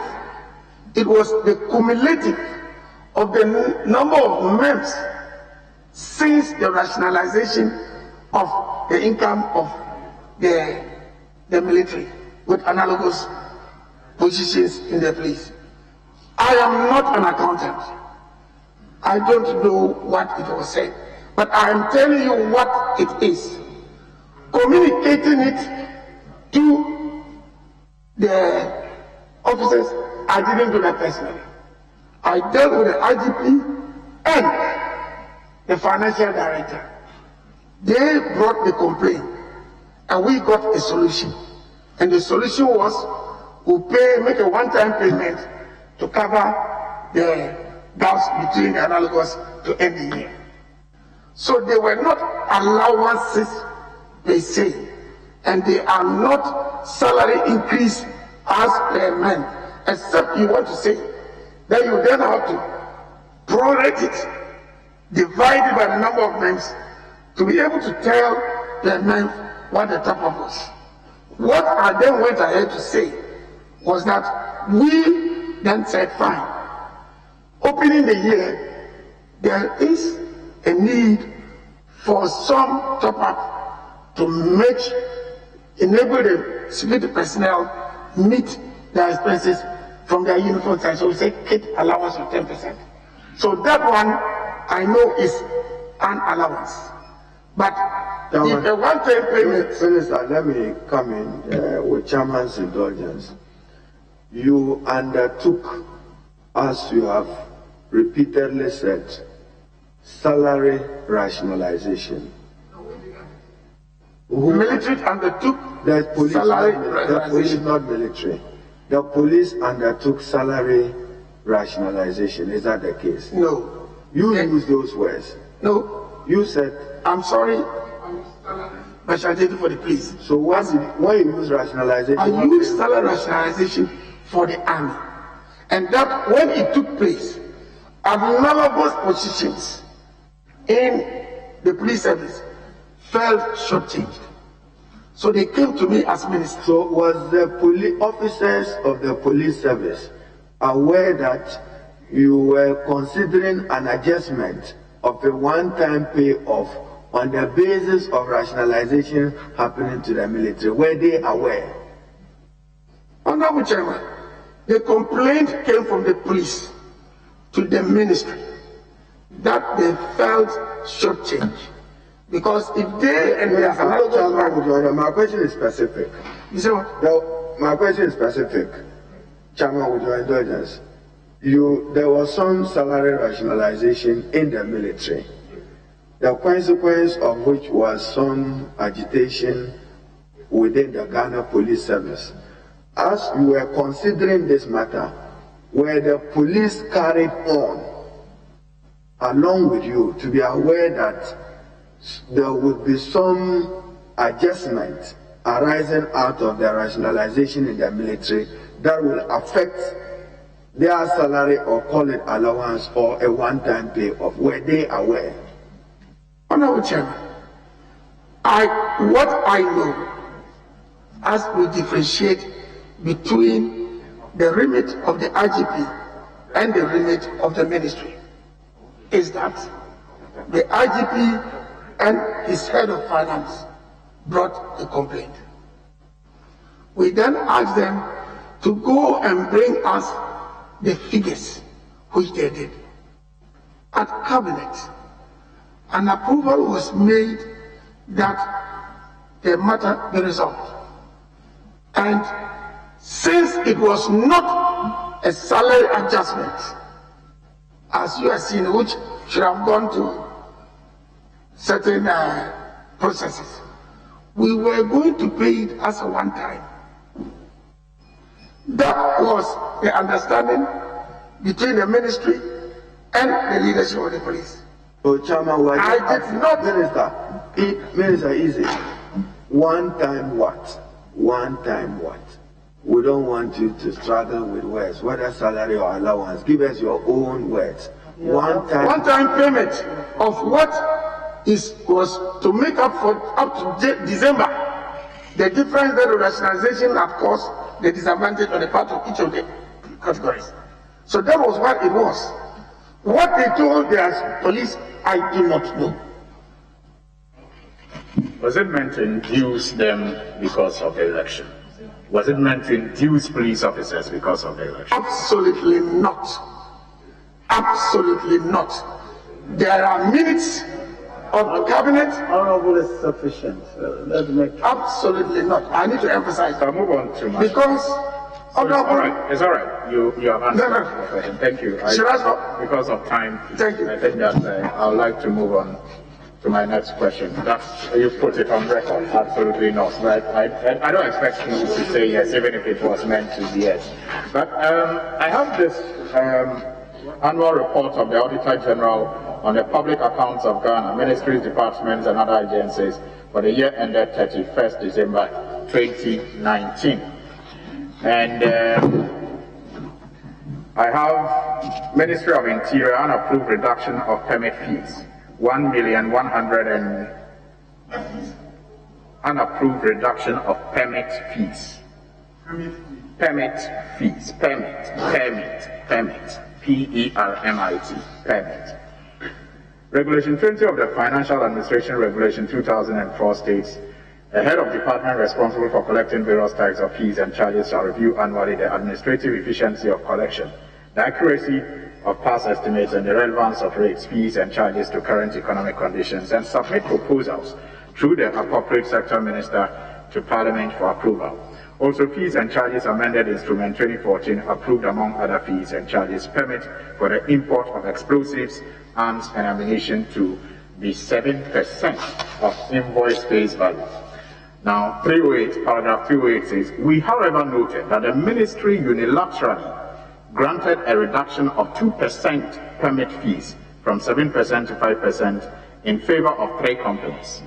AEL Mining Services, AKY Mining Services Limited, and Maxam Ghana Limited in the importation of explosives, which resulted in the rebate of 1,100,272.86 Ghana cedis without approval from Parliament. And the table is provided to support that. Will the Minister be kind enough to tell us how these companies got these permits under a reduced license regime? Honorable Chairman, I did not approve any reduced fees. What we have is that the applications are brought and it goes through the processes. When I approve, it's administrative secretary. I'm not. I did not, and I'm not, and they should be paid. I have no difficulty. So, what you are saying is that if approved, you will make sure that these monies are... That is all. They have to pay. That's for sure. All right, to my last question now. There is this State Department report on Ghana, Human Rights Report, and it captures a number of interesting things. And this question is relevant because earlier you said, as minister in the last 4 years, together with the Police Council, you have not seen any indiscipline that warrants, perhaps an intervention from your side. When Honorable Neil Ante-Vanderpoel talked about how police are either kept or unkempt, or they dress. Now, in July, the report captures that in July, police killed 7 persons near Kumasi in an incident that sparked riots when authorities claimed the victims were suspected robbers. In September, the Ministerial Committee established to investigate the circumstances that led to the deaths submitted its initial report to officials. After studying the report, in a statement issued on November by the Minister of Information, the government directed that 21 police officers be suspended and made subjects of criminal investigation. Then another part of the report says in February, the United Nations reported that it received a complaint of sexual exploitation and abuse against peacekeepers from Ghana deployed in the United Mission in South Sudan. The United Nations investigated allegations that members of the unit were having sexual relations with women at one of the protection camps. 46 Ghanaian police officers were subsequently repatriated on administrative grounds. Ghanaian authorities continue to investigate. Will the minister still stand by the earlier assertion that discipline is at its peak, and so it does not call for the intervention of the minister and the council? And will he also be kind enough to bring this committee up to speed with the investigation in relation to the Sudan case? Thank you, Honorable Chairman. Honorable Chairman, I was responding to hairstyles, haircuts, and earrings as indicators of indiscipline. And I said that I had not observed that as influencing their indiscipline. That's one. Number 2, Honorable Chairman, what happened in Sawasi was very regrettable. The Honorable MP for Sawasi worked with us, and there were 3 things that we needed to sort out. First, the allegation that those persons who were killed were criminal. Second was an aspect of compensation, and then third, the disciplinary process of those who were involved in the killing. We went into it. Happily, the investigation showed a committee was set up. And the investigation showed that those who were killed were not the criminals they said they were. Clear. Some compensation was paid. Then what we're left with now is the prosecution of the police. The police investigated the docket case at the Attorney General's. Honorable Chairman, a three-part action to test them is cost 66 to 10%. It's not a party. But this matter goes beyond statistics. And we must deal with the matter to its conclusion. Honorable Chairman, when we're dealing with these cases, there were a number of them. So first, if you apply interdiction, the law, there's a limit to how long somebody can be on detention. It goes up. But for now, let me say that if I get the approval, I would follow to make sure that this third part too can be resolved to the satisfaction of all of us. That is it. The police and the accusation of sexual offenses. They sent the police back. We wrote to them, investigated it, put them in interdiction, wrote to the UN to send witnesses who were prepared to prosecute them. 3 times through Minister of Interior, Minister of Foreign Affairs. No witnesses came. That is not all. The UN continued to use our personnel. Honorable Chairman, human rights, fundamental human rights of the police show that if we cannot prove the cases against them, we must well allow them. So that's where we are. That's not all. I came to Parliament and we've amended the police regulations because we did not have a specific provision for sexual misconduct. We had the Jet Omnibus 1, which says that your behavior brings the police into the service into disrepute. But we took the best practices internationally and we've amended it. So, legal framework, we've killed it. Our police, we are prepared. They are maybe able to come. And the Constitution clear, international law is clear. That we are presumed innocent until proven guilty. That's where we are. Having said this, we are not saying that we have a perfect police force. But what we are saying is that when they go wrong, the law must be applied and sanctions applied. We are committed to that. We're going to work and make sure we achieve that. With that, I know I have the support of Parliament. But let me put a record again, the cooperation that we enjoyed from the MP for Asawasi in this matter. Thank you, Mr. Chairman. A special appeal on our safety as parliamentarians. Just a question on our safety as parliamentarians. A special the leader has noted it down. Why? Especially because of the fire tender that I see here and the high-rise buildings that we have. I'm sure the leader will handle. The leader will take care of that. Yes. Thank you, Chairman. Congratulations, Honorable Nominee. Chairman, permit me to do, my first question has to do with a constituency-specific concern.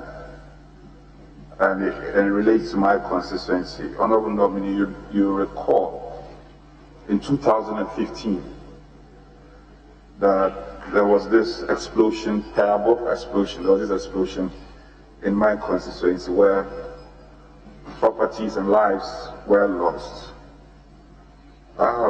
Back and forth, I've engaged you extensively on this matter. And for more than 5 years now, we've been trying to resolve this matter.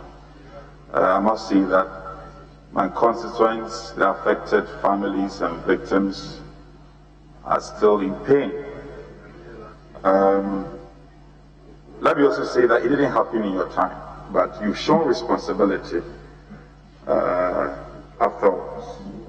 But this is something that is very dear to my heart, and I want to find out from your outfit, for these years that we have, regardless of the engagement that we have gotten involved in, what do you see as the way out? Especially looking at it from a very broader perspective. The handling of explosives, the role of the District Assembly, the role of the Minerals Commission, and your good self. Coupled with the fact that after the event, government put together a committee, and the committee came out with a number of recommendations. As we speak, none of the recommendations have been implemented. There is a huge expectation out there. What would you say going forward as a prescription in resolving this matter? Thank you, Honorable Chairman. Honorable Chairman, the state as perpetual association and so governments will take over and deal with the matters. Yes, it didn't happen in our time, but the Honorable Member of Parliament came up, and I appreciated his effort to try and get us solved. The only hitch we had was a court action, which delayed it. All I can say is that we are open, still open, to how we can explore ways and means by which people who have suffered losses would be compensated by amicable agreement. We are still open to that. And I believe that if approved, I could work with the Minister for Local Government and we see how we can work some of these things. We are still open to it. And I appreciate where you are coming from. These are your constituents who have suffered some hardship. Yes, we would continue to work. And it is still the Ministerial veteran Ambrose Dery, Minister for Interior Designate, there being interrogated. He's spoken extensively about prisons and the situations in the prisons, the Justice for All programs, as well as the allowances and recruitment. Continuing coverage of the vetting process ongoing in Parliament right now. Interior Minister Designate Ambrose Dery is on. Let's get back to Parliament right now. Which is beneficial. All the other places are left out. Is that the case? And if it is the case, what plans do you have if you are gracious enough to be granted the nod for other prisons that are involved? Thank you, Honorable Chairman. Honorable Chairman, since we resolved the matter of compensation for the police who died in the course of duty, I then decided to look around the other agencies. In the case of immigration, it's just as direct as the police. Then, in my interaction with the prison officers, I raised the issue, and of course fire service, that we should bring a definite, position on this matter. And we will need the input of medical experts to help us build. So that even after they have left, if autopsy or postmortem shows that this is caused by the disease that they contracted, we should do something about it. That's one of the challenges that are left for them. In the case of the fire service as well, we talked about smoke inhalation and how we can use that to work on it. So I'm pleasantly surprised if they say it's being paid, because my understanding is that it's not being paid, and I'm asking that we come out with something that will be a basis for us to apply it to all the prisons. So it's something I've marked even in the first term. Honorable nominee, you are clearly having a difficulty in respecting or ensuring enforcement. Would you agree with me that you may have to come to Parliament for direction, because the act was passed by Parliament, and if you're having difficulty in ensuring that it is fulfilled, then reasonably have to come to Parliament and seek direction or some guidance on how you should do it. Wouldn't you agree with me on that score? Honorable Chairman, I'm unable to agree because it's an interpretation of the law. I would have to get it and sort it out with the Attorney General. But what I did when I raised the Director General, they were cooperative, and they said they will come up with proposals through their council. So I didn't see the need to be this, but in the end, we would have to then go to General, and if such a thing is going to happen, I would see how it fits into the regulation other way, and we'll deal with it. So no, I would deal with it before it ever comes to Parliament. By the time, I should have discussed the cabinet. Thank you. Honorable nominee, how have you dealt with promotions, due promotions within agencies under your outfit over the years? How has it been? Honorable Chairman, Excellency the President gave one directive when I took office, and that is that we should not delay promotion of personnel. So I can tell you that we have promoted extensively across. In the case of prisons, the 4 years we have promoted 501 officers and about 4,700 other ranks. Each time I meet the workers, I raise the issue about promotion, and if any of them have been left behind, I'm prepared to deal with it. Indeed, Honorable Chairman, that is where it came to me that in the case of prisons, there were some 2 ranks that were just, in my view, a waste of time, because I couldn't link it to any analogous place in the police, because as you work, you want to make sure there's equity. And we agreed that they should do something about it. And so, as far as I know, across the agencies, there have been promotions extensively, but we are prepared to deal with situations where people have special cases. We will investigate them and make sure that we get their promotions effective. Honorable Minister-Designate, what is your reply to your critics who say that you have discriminated against the Ghana Prison Service, and your focus has been on other agencies but the Ghana Prison Service? What will be your reply to these critics?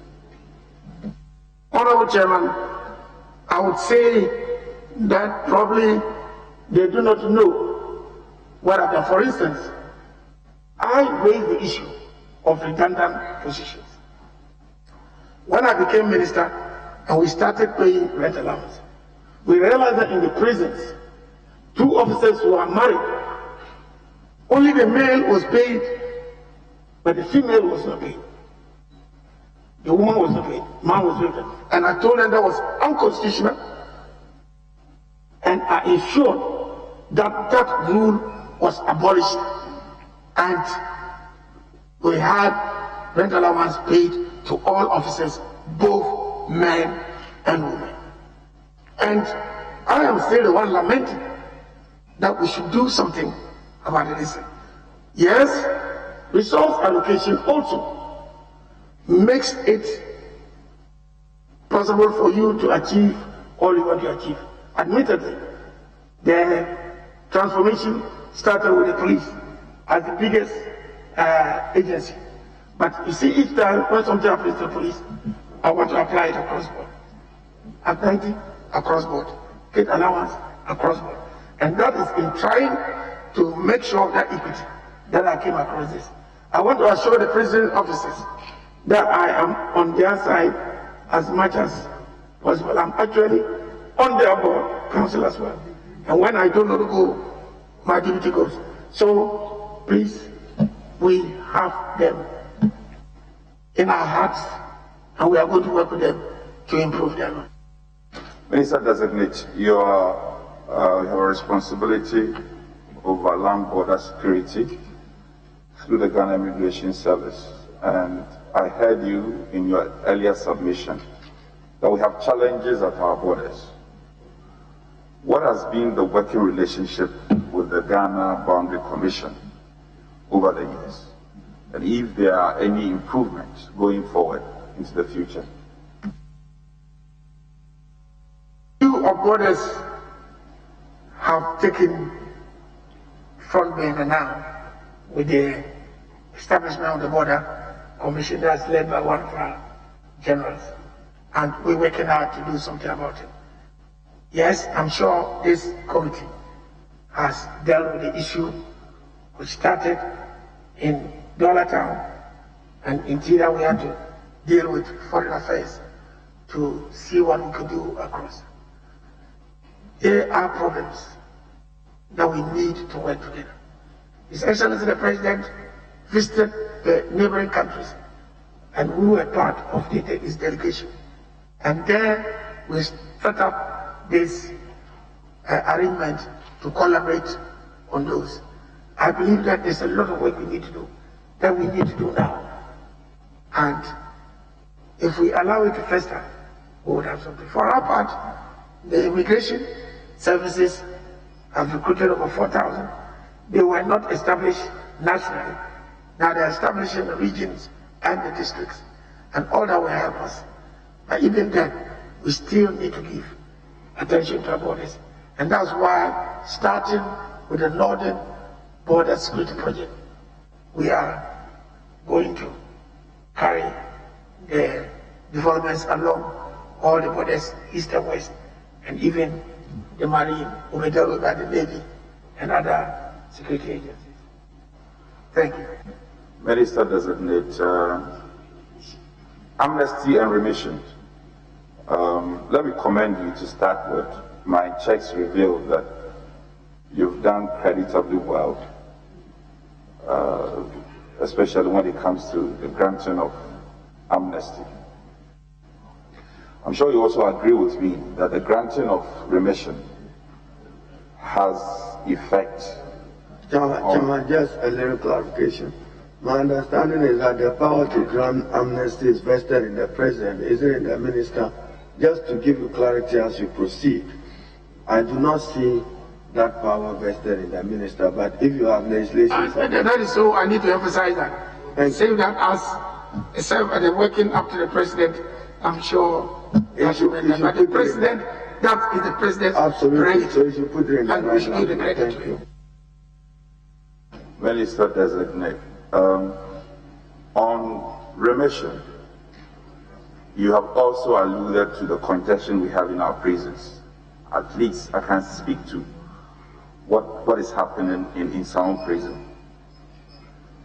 I'm reliably informed, correct me if I'm wrong, that you have done a compilation of inmates who are due for the granting of remission.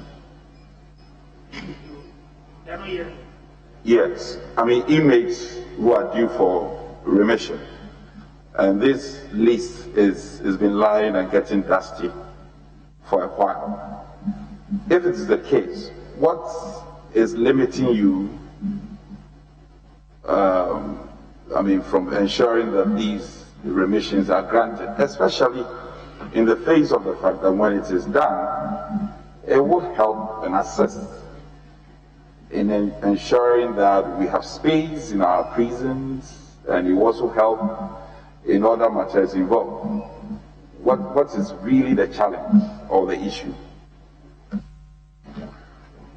Thank you, Honorable Chairman. Honorable Chairman, just as I've admitted more than once here, the prisons need a lot of attention. These proposals that are made, they need to go through the board and then come up. Those that I've dealt with so far have to do with those that were proposed for amnesty. The remissions I've heard, they haven't gotten to me yet. I believe they would come.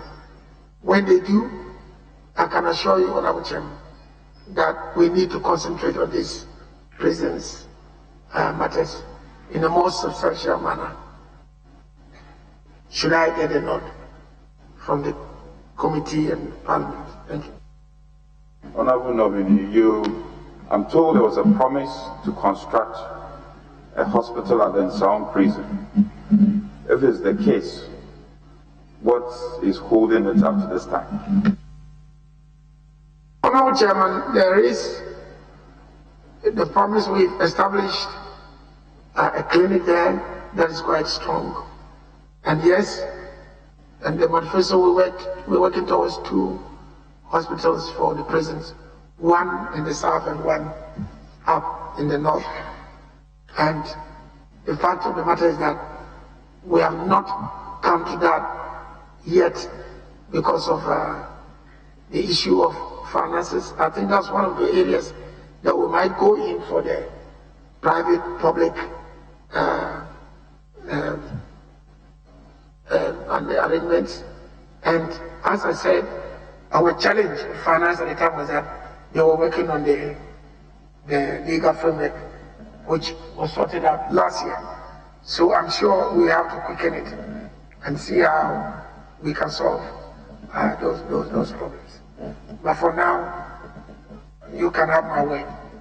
And I'm happy that I'm getting so many advocates for prison development and reform. So I have good company. And I'll be depending on all of you to work to make good the President's agenda to actually reform the presidency. Thank you.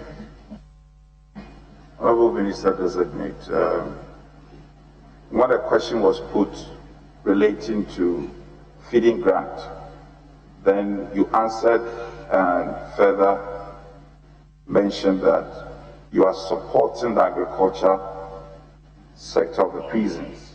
I mean, for them to be able to do more farms and produce foodstuffs, to reduce, all the expenditure they have to bear. But you failed to give details of how this has been done. I'm a frequent visitor to some prisons, so I'll be very glad if you can educate me on that. And finally, I facilitated a degree program in consultation with the University of Cape Coast. As I speak, in some prisons, inmates are allowed to undertake degree programs, and it's a novelty. I personally think that we can replicate this in other parts of the country where we have prisons. Do you have any such program in mind so that when people go to prison, they can come out properly reformed? On top of that, I also facilitated a toilet roll factory, Brompton. I'm sure that's come to your notice, which is cited at the Sound Prison, also producing toilet roll, and then the inmates are making some money out of this. My overarching concern is, what is your dream of building on reformation at the prisons, and then going forward, ensuring that our prisons, are a place, because the prisons, anybody can go there, become a place that when you go there, it's not so bad as the footage that we have seen. What will you want to be remembered of as Interior Minister who would ensure that at least our prisons were sanitized, all these difficulties were resolved? Thank you, Honorable Chairman. Honorable Chairman, these developments that the Honorable Member has enumerated, I'm aware of it, I'm part of it. The HHS, school organized in Navungo and all that, people have written exams and qualified to go to university, and we are assisting that to go. The toilet roll factory, yes, I'm very much aware. I sent my deputy at the time, the deputy minister, to be part of this. The farming, there are 4 other farms that have been established. Ejura is already, my information is 90%. We have Obuasi, we have Insawam. And the point is that Planting for Food and Jobs gave 5 tractors to support the project and gave accessories for 4 of the tractors. And I know that. And the Director General of Prisons himself is a psychiatrist, and he gives me feedback on what is happening. The important thing is that we need to do more. And I totally agree with that. So these innovations are all part of what we're doing, but I think we need to do more. That's why I didn't mention them, but we are very much aware of them. And well, I don't believe in retribution as a policy or principle in prison, but reformation and rehabilitation. And we are asking that we do get equipment that will help our people re-educate themselves. So that is true. Chairman, that's my last. Grateful. Thank you. Yes, Honorable Chief.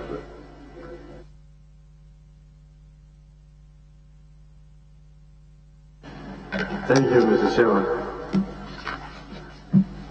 The Honorable nominee, I said you are looking at your time, former leader of the House. We will do well if you keep your answers short, I hope. Mr. Chairman, in an earlier answer to a question where he said in 2017 when they advertised, the Council of State invited him over the shared numbers of persons that have applied to join the service. Was it in respect of the police service or all the services under your ministry? Honorable Chairman, as far as I know, yes, the police was the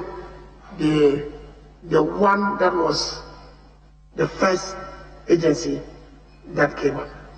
But when I went there, the recruitment, recruitment was for all the agencies. And the occurrence was across board. That's what it was. So I wanted to find out, were they suggesting to you or they instructed you by a letter? They did not order me. They raised an issue. I understood it. I empathized with it. I discussed with the leaders, and that was the solution we came up with.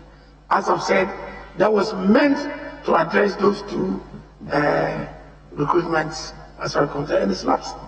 So that Mr. Chairman, I wanted to find out from the Minister that if it is put to you that persons that have graduated SS in 2018 are now in the service, by that time they have not qualified to apply. Meanwhile, you are saying that it is only those who had gone through the electronic vetting and had qualified that were being recruited over the period. Same question Honorable Ayega asked. I didn't say that there wouldn't have been a deviation. I said the policy was to deal with it. You are now carrying it further for me to assure you that happened. I didn't partake in the recruitment. So if there are any infractions, we could investigate and deal with it. So, Mr. Chairman, I just wanted him to tell us whether he would like to investigate this. I would, even though we're not going to continue with it, but it's still important for us to learn from it, whatever our intentions were, and whether our intentions were met. Yes, I will be. Mr. Chairman, in an earlier answer with regards to the dress code and some behaviors of police officers, he alluded to the fact that largely he would say that there's discipline within the police service. I just wanted to find out from him, the Criminal Investigations Department, the CID, they are the unit of the police that are not supposed to wear uniform, am I right? That is so. But when they are in operations, what happens? Do they wear uniforms or do they identify themselves visibly for people to be able to identify them?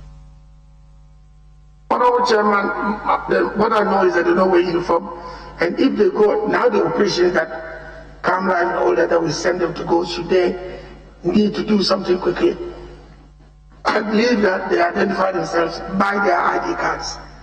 That's what I know. But as a rule, they are not in uniform. So because they are undercover, they are the undercover unit of the police administration, am I right?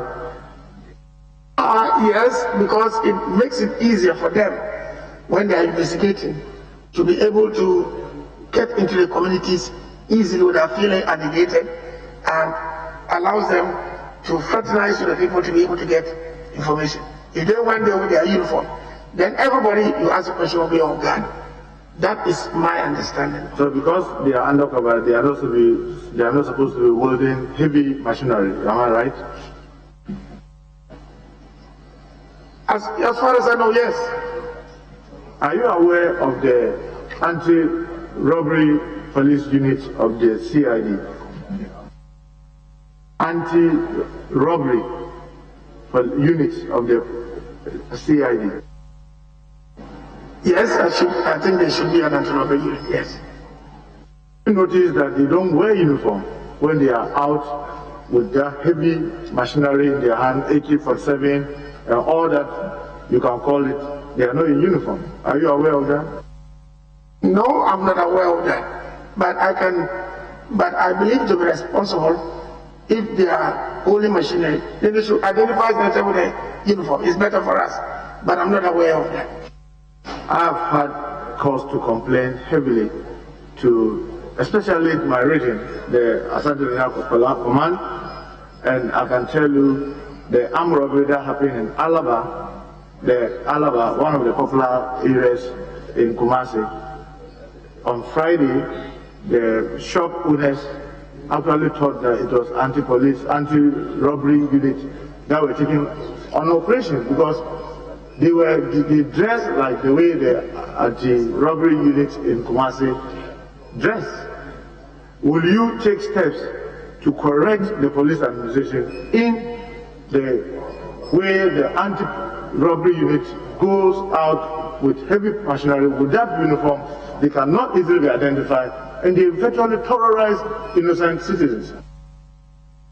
Honorable Chairman, this is a matter that I would like to bring to notice of the IGP. It's important that I do that. It is very important. Can I take an assurance on this? Can I take an assurance on this? I'll raise it. Sure. And you know that. I'll raise it. Interestingly, this is the same unit that shot and killed 7 of my compatriots. I mean, happily, I know the work, we have worked together, and up to this stage, even though you've given assurance that the docket is still with the Attorney General, I want to find out how long should we continue to wait for justice to be served, knowing that 2 years have elapsed already. Honorable Chairman, I can only reiterate my commitment, but also to say that when you are dealing with murder cases and you have multiplicity of suspects, you have to be careful and get a good job done. I have been a lawyer in several murder cases where you have multiplicity of suspects. Honorable Chairman, if you don't set it well, everybody will walk. So, from my point of view as a lawyer that I know, I think that a job is being done. But now, I've given you the assurance that I get in touch with the Attorney General and know where we are. And we have worked very well. I've appreciated your contribution all along. And I'll keep you posted as to what I say. Thank you for the assurance. Mr. Chairman, you remember before the 7 young men who died, there was one incident that I came to the house, made a statement, and you gave assurance that it was going to be investigated by the police unit involving the death of Audu Usman. Can you give us an idea where the case has reached, because we've not still heard anything from the police administration 3 years down the line? Honorable Chairman, that I'll have to find out. I do not know where it is, but certainly it's something that I'll find out. Since you didn't raise it again, I know you to be a very proactive person. I got the impression that maybe things went on well there, but you've raised it today, And certainly I'll follow it up. I remember I came here to make a statement. Yes. So that's also an assurance that we can follow up on that. Sure, I'll follow up on that. Thank you. Mr. Chairman, I want to find out from the Nami whether he knows Martin K. Dery. Martin K. Dery. Or is it Delhi? I don't know the pronunciation. Yes, Delhi, yes. I know it's my constituent. D-E-L-L-E. It's my constituent, yes. Is your constituent, yes. Are you aware that he's on police wanted list? He's on police wanted list. No, I'm not aware of that. Yes, he is. I mean, they advertise on the dailies, they send communication to the upper west regions on defrauding by false pretenses. No. Reported by one Ananga Nigu and 9 others are from Rwanda. You are not aware of this case? As well, I'm not aware, but Mr. Chairman, my law firm has represented him in court on 1 or 2 cases. So I need to find, I don't know what I've said, but I don't know he's a wanted person. No, I don't know. As the head of the police, if given the nod, is it a matter that you'll be interested in knowing the details? Honorable Chairman, no one is above the law. And like I told you, he has 2 cases in court. What my office is doing is representing him, but certainly not supporting him to be a fugitive or the law. That is not on. Because an impression is being created that because of his affiliation with you, it is making it difficult for the police to arrest him. Honorable Chairman, that is absolutely untrue. As far as I know,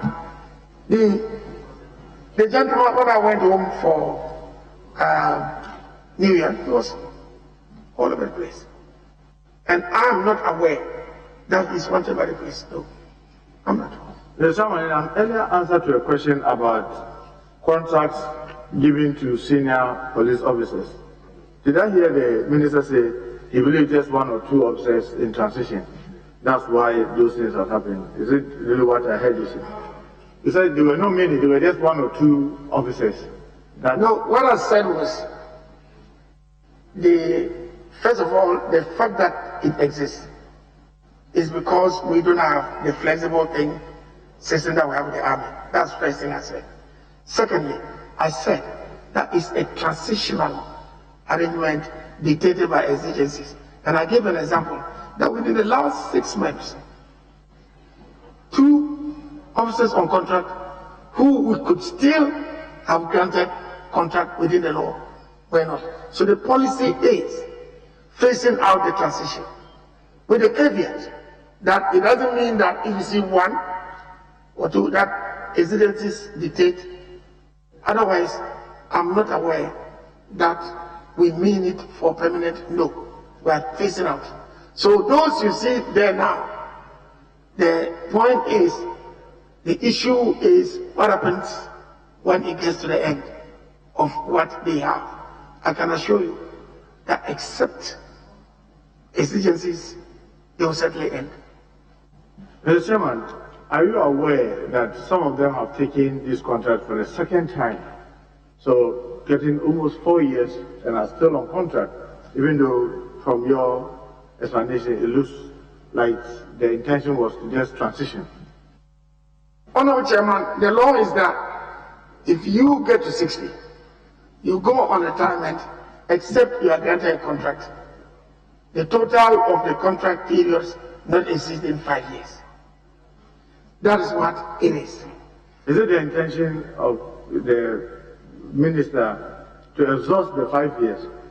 No, that is why I even told you that the last 6 months, contracts, people on contract have gone, even though they hadn't exhausted their constitutionally permissible period. It is not the case. And I've told you that you have my word that we are phasing out indeed, except exceptional circumstances. Mr. Chairman, are you aware that this is affecting morale in the police administration? Honorable Chairman, I know that we've done a lot to raise the morale, but if it is on the decrease, and we are facing it up. So I don't think you have to bother too much along that line. Chairman, I want to find out whether he's also aware that it's affecting the output of those officers, because if you're on contract and you are hoping to get it renewed to the exhaustive 5 years, obviously the tendency for you not to be proactive, to have to listen to those who have helped you to get a contract, is much higher than if you were not on contract, and therefore affect the productivity of these officers, including the IGP himself.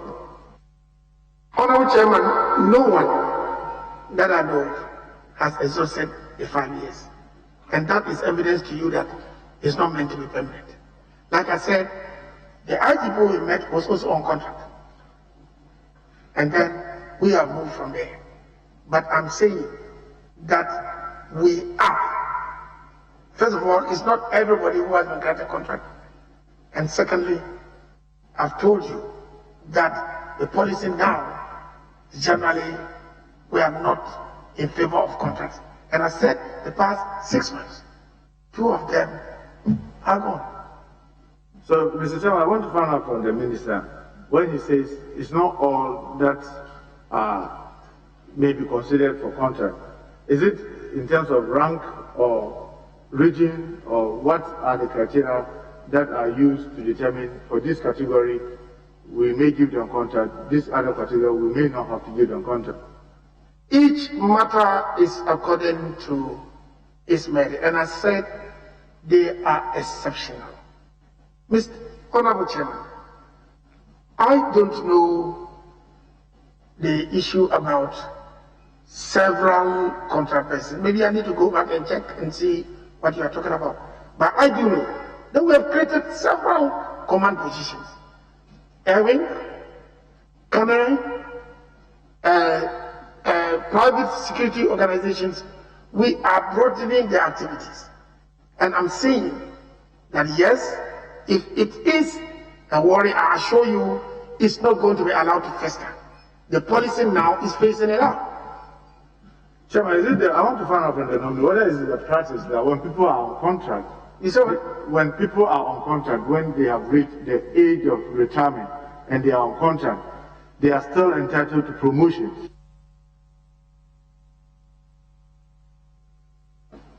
Honorable Chairman, as far as I know, if you are on contract for the period that you are working, you work as an officer, and I'm not aware of any limitation.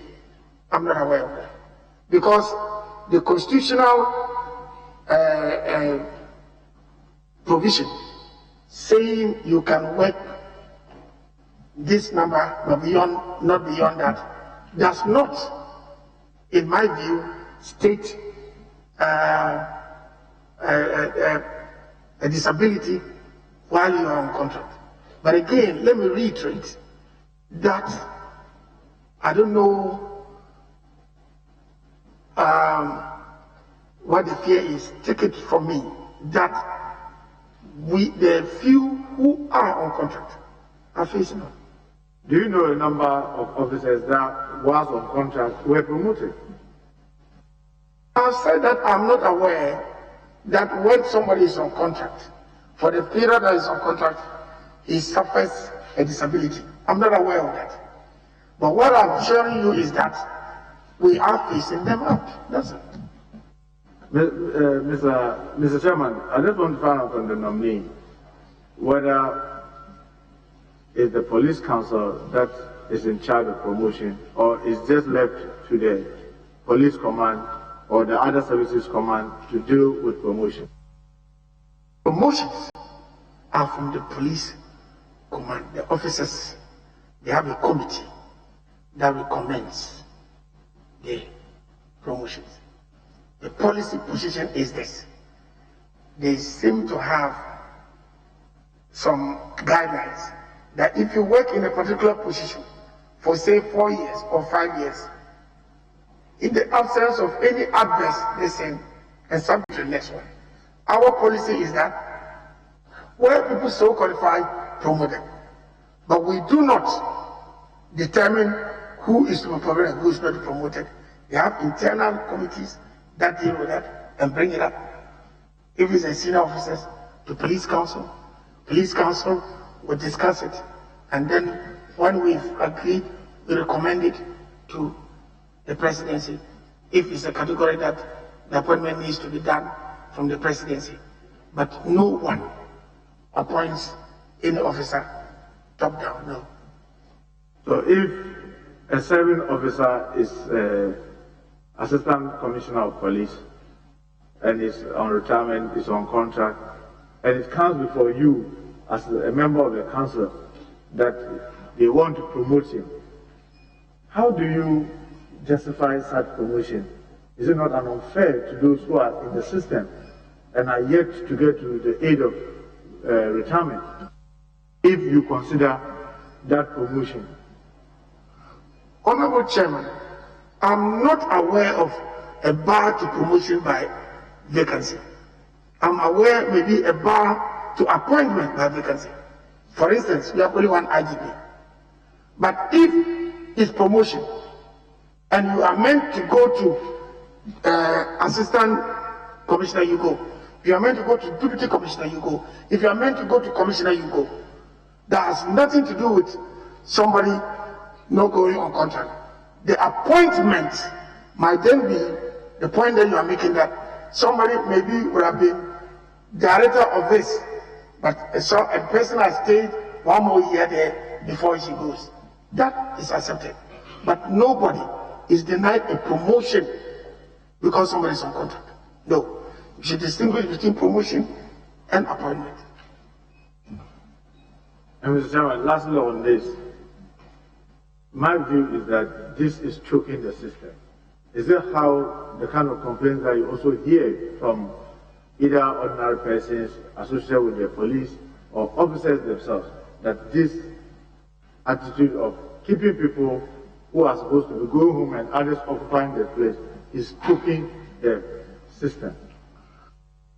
Honorable Chairman, I wish my honorable member would tell me the number involved. When I sit down here and think, I don't see them that many.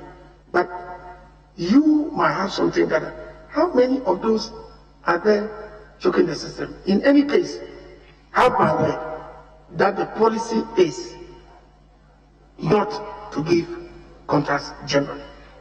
That's the policy.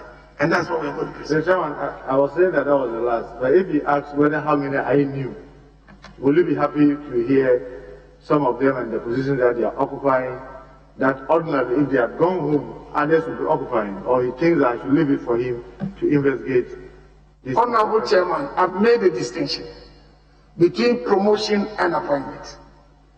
And I've said that there is no bar to promotion, whether somebody is on contract or not. That's number one. Number two, of course, if the IGP is occupying a position, which is one, and somebody wants to be IGP, fine, you can only have one IGP at a time. We give a contract because the existence of the time allow us to give that. But I'm saying that the policy is to phase it out. But the appointment that you are talking about, I have no quarrel about appointment. Promotion, nobody is denied promotion because somebody is on this. And finally, the policy is phase them out. So that's what I'm saying. Mr. Chairman, in an answer to an earlier question with regards to the November weather allowance, weather rationalization, whatever the minister tried to call it, he said that it was to equalize the imbalance between the police and other services with the military. Is that right? Analogous ranks, yes. So if you paid it once, what is happening now? Because paying it off once in December doesn't solve the problem, because then it's going to continue. Honorable Chairman, I just said that from January, we've introduced a 10% kit allowance across board. And has that kickstart? Are they enjoying it? As far as I know, has that kickstarted? It should kickstart, yes. Have you found out from the officers whether the general salary is really reflected? Honorable Chairman, I've seen the correspondence to Control Accountant General. I haven't heard a complaint. I haven't heard a complaint. There's nothing. Will you find out whether that is what is happening now? Well, now that you have told me, it suggests that a man will be paid. I will find out. Yes. Also, the police escort for MPs. You came to this house graciously in the 7th Parliament and made a statement. Police decisions have been taken, and police MPs were asked to identify persons that they may want to be their escort, and many of them have been transferred to Parliament. Are you aware of the limitations, what that has prevented them from working with their MPs so far? Honorable Chairman, I have, since we discussed the matter here, asked the IGP to give me a roadmap. That is where I got my figures, that working at 3 per a member of Parliament, we are estimating the number as 800. It's now 124. We would have to raise it to 800. As a result of the number, the status of the police establishment here is going to move from a protection unit to a division. He has given me what the logistical requirements are, number of vehicles more that they need, what accommodation and other things are. Those are matters that I will discuss with finance. What I do not know, if they have come here and they have not yet been allocated to you, I need to find out expressly for me. But I know that this is a roadmap, and it's in that context that they made a proposal that will be happy if you could recruit 10,000 a year from the next 4 or 5 years. That has also been put forward for us to see what financial clearance we can get. So I know the roadmap. I'm holding them to the roadmap, but this specific requirement, I do not have. What they have said is that there is, I think, we might need to get them to give us a full report that I'll make available to at least the leadership of the House for us to move forward. Are you aware that they are not able to deploy them to the MPs because they do not have enough sidearms? Yes, the request they have includes sidearms and rifles. What happens is that when you have a bodyguard, you provide a sidearm, you train them, you hold a sidearm. If you are traveling out, they will need a long gun. In any case, those who are in the house will be armed day and night. That is part of the logistical proposal that he has brought. That's what I know. Can you assure this committee that you take the necessary steps to ensure that at least the first aid where they require the firearms could be provided so that members of Parliament whose police officers of choice have already been deployed to Parliament will start with? I'll do that as fast as Honorable Chairman. That means that we have to acquire a certain quantity. I'll talk to the Minister of Finance should I get a nod, and together the President is in support of the arrangement. We should get it done. So we might be coming here to ask for approvals and whatever. But that is what is on the roadmap. Mr. Chairman, to Immigration Service. Honorable nominee, are you aware that there's a lot of complaints within the Immigration Service with regards to placing junior officers above their superiors within the Immigration Service? Well, now to say rank below them. For example, if somebody is a commissioner, and then you have someone who is a superintendent, assistant commissioner, heading a division against their regulation, yet the commissioners are at the regional level and they now have to take instructions or they have to take directives from these assistant commissioners. Has this come to your notice within the immigration service? Honorable Chairman, I would want a matter to be brought on a case-by-case basis for me to address. Mr. Chairman, if you look at their regulation, the Immigration Service Act 908 and Regulation LI 2245, precisely 7, that talks about their heads of departments are supposed to be commissioners. I'm sure the nominee is aware of this. Yes. And in the absence of a commissioner, the next in rank is supposed to occupy these offices. You are also aware of that. Honorable Chairman, I have said that promotion is generally okay. Appointment is a different matter. And Honorable, let me just give an example. If you have an officer who does not get a position, my first advice is that we ask why. Because we have had instances of behaviors that could expose the country to danger and the rest of them. So all I can tell you is that promotion, yes, if there are specific cases, please let me see or address it. I would rather that, I don't mind you raising them for us to deal with problems, because maybe if I say something publicly about an individual, it might not be good. But take my word that bring them forward and we'll tell you what it is.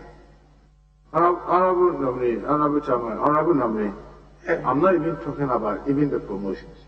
The ranks, I'm not even talking about the promotions. I'm talking about the ranks. Oh, rank? Why not? Their LI is categorical that you cannot head a division within the immigration service unless you are a commissioner. Honorable Minister, hold on. Are you responsible for operations? Agencies under you? You are not. He's just talking what I know, but I'm not responsible for operations. I wish you would restrict yourself to your policy, which is assigned to you by law. So that is so, Mr. Chairman. You investigate operational matters and advise us later. So, Mr. Chairman, that's exactly what I was drawing, so whether he was aware. If he's not aware, these are the things that are happening. That the LI is categorical, as you may be aware, that heads of departments must be commissioners. Then you put the commissioners in a region, and then you put superintendents and assistant commissioners as heads of department, and now they write to the regional managers. It's like turning the hierarchy of the immigration service upside down. And this is causing a lot of discomfort within the service. If you are not aware, I hope you will take steps to ensure that the Comptroller General is doing what is right. Can I get your assurance to investigate this and be able to ensure that the right things are being done? I'm not aware, Honorable Chairman. I'll follow. I'm saying, can I take your assurance that this will be investigated by you, and if truly it's happening, you'll get the Comptroller General to do what is right?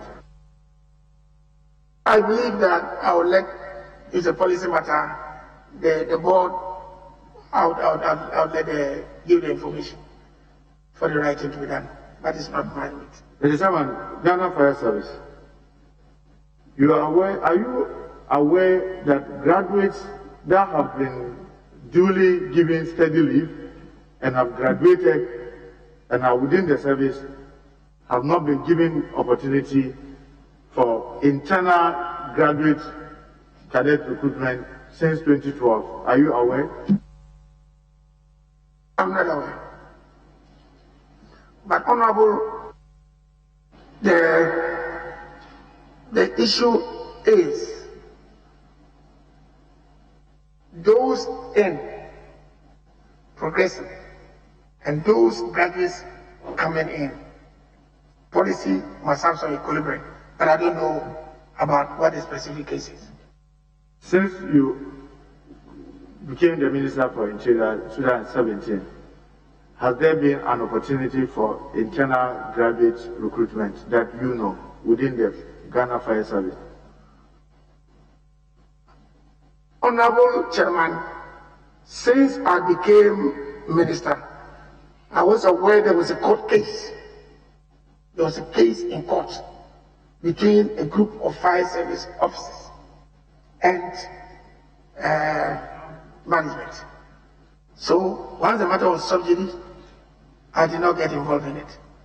I don't know what the status is now. But certainly, if it comes out, I'll draw the attention. I'm sure the board too is there. I don't know. Are you aware that since the judgment that you were talking of, which happened in June 2020, the court case that you were talking about, you know, the judgment was in June 2020. Management has still not complied to get internal graduates to be able to get into the officer cadet category. I do not know specifically, but Honorable Chairman, I was talking with the general principle. I do know that in some of the services, there is a tendency to want to exclude fresh graduates from joining them. That policy is contrary to Article 17. We don't agree with it. So I believe that what is supposed to happen is internal progression, no problem, but it should not exclude the fresh people. Beyond that, I do not know the details. Honorable Minister, there were some graduates that have been hanging for over 10 years within, and they never got the opportunity. Will you, if given this nod, take steps to ensure that in their case, they are not forced to write an exams and internal exams before they get the opportunity to go to the officer cadets?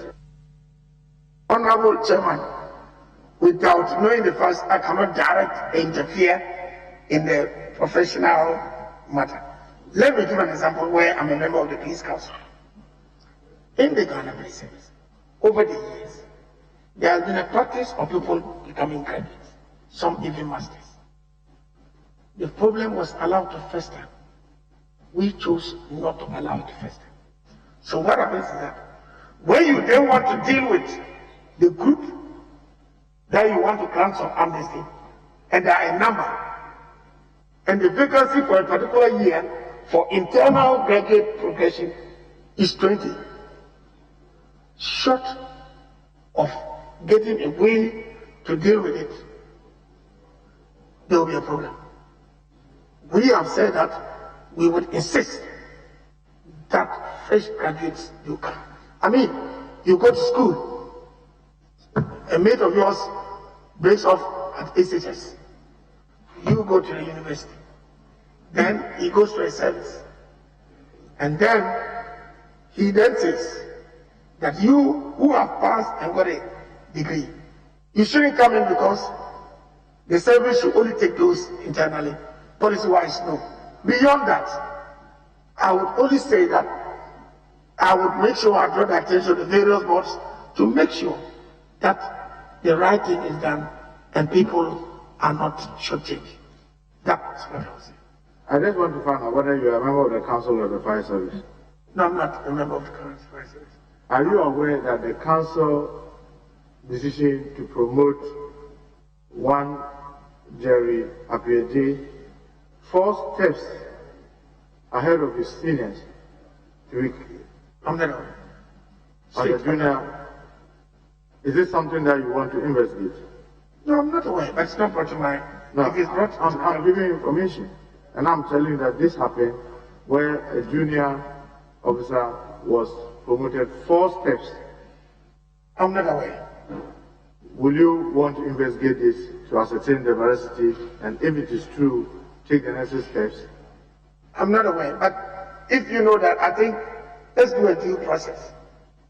If a petition is brought to our attention, then we can direct necessary steps to take it to rectify.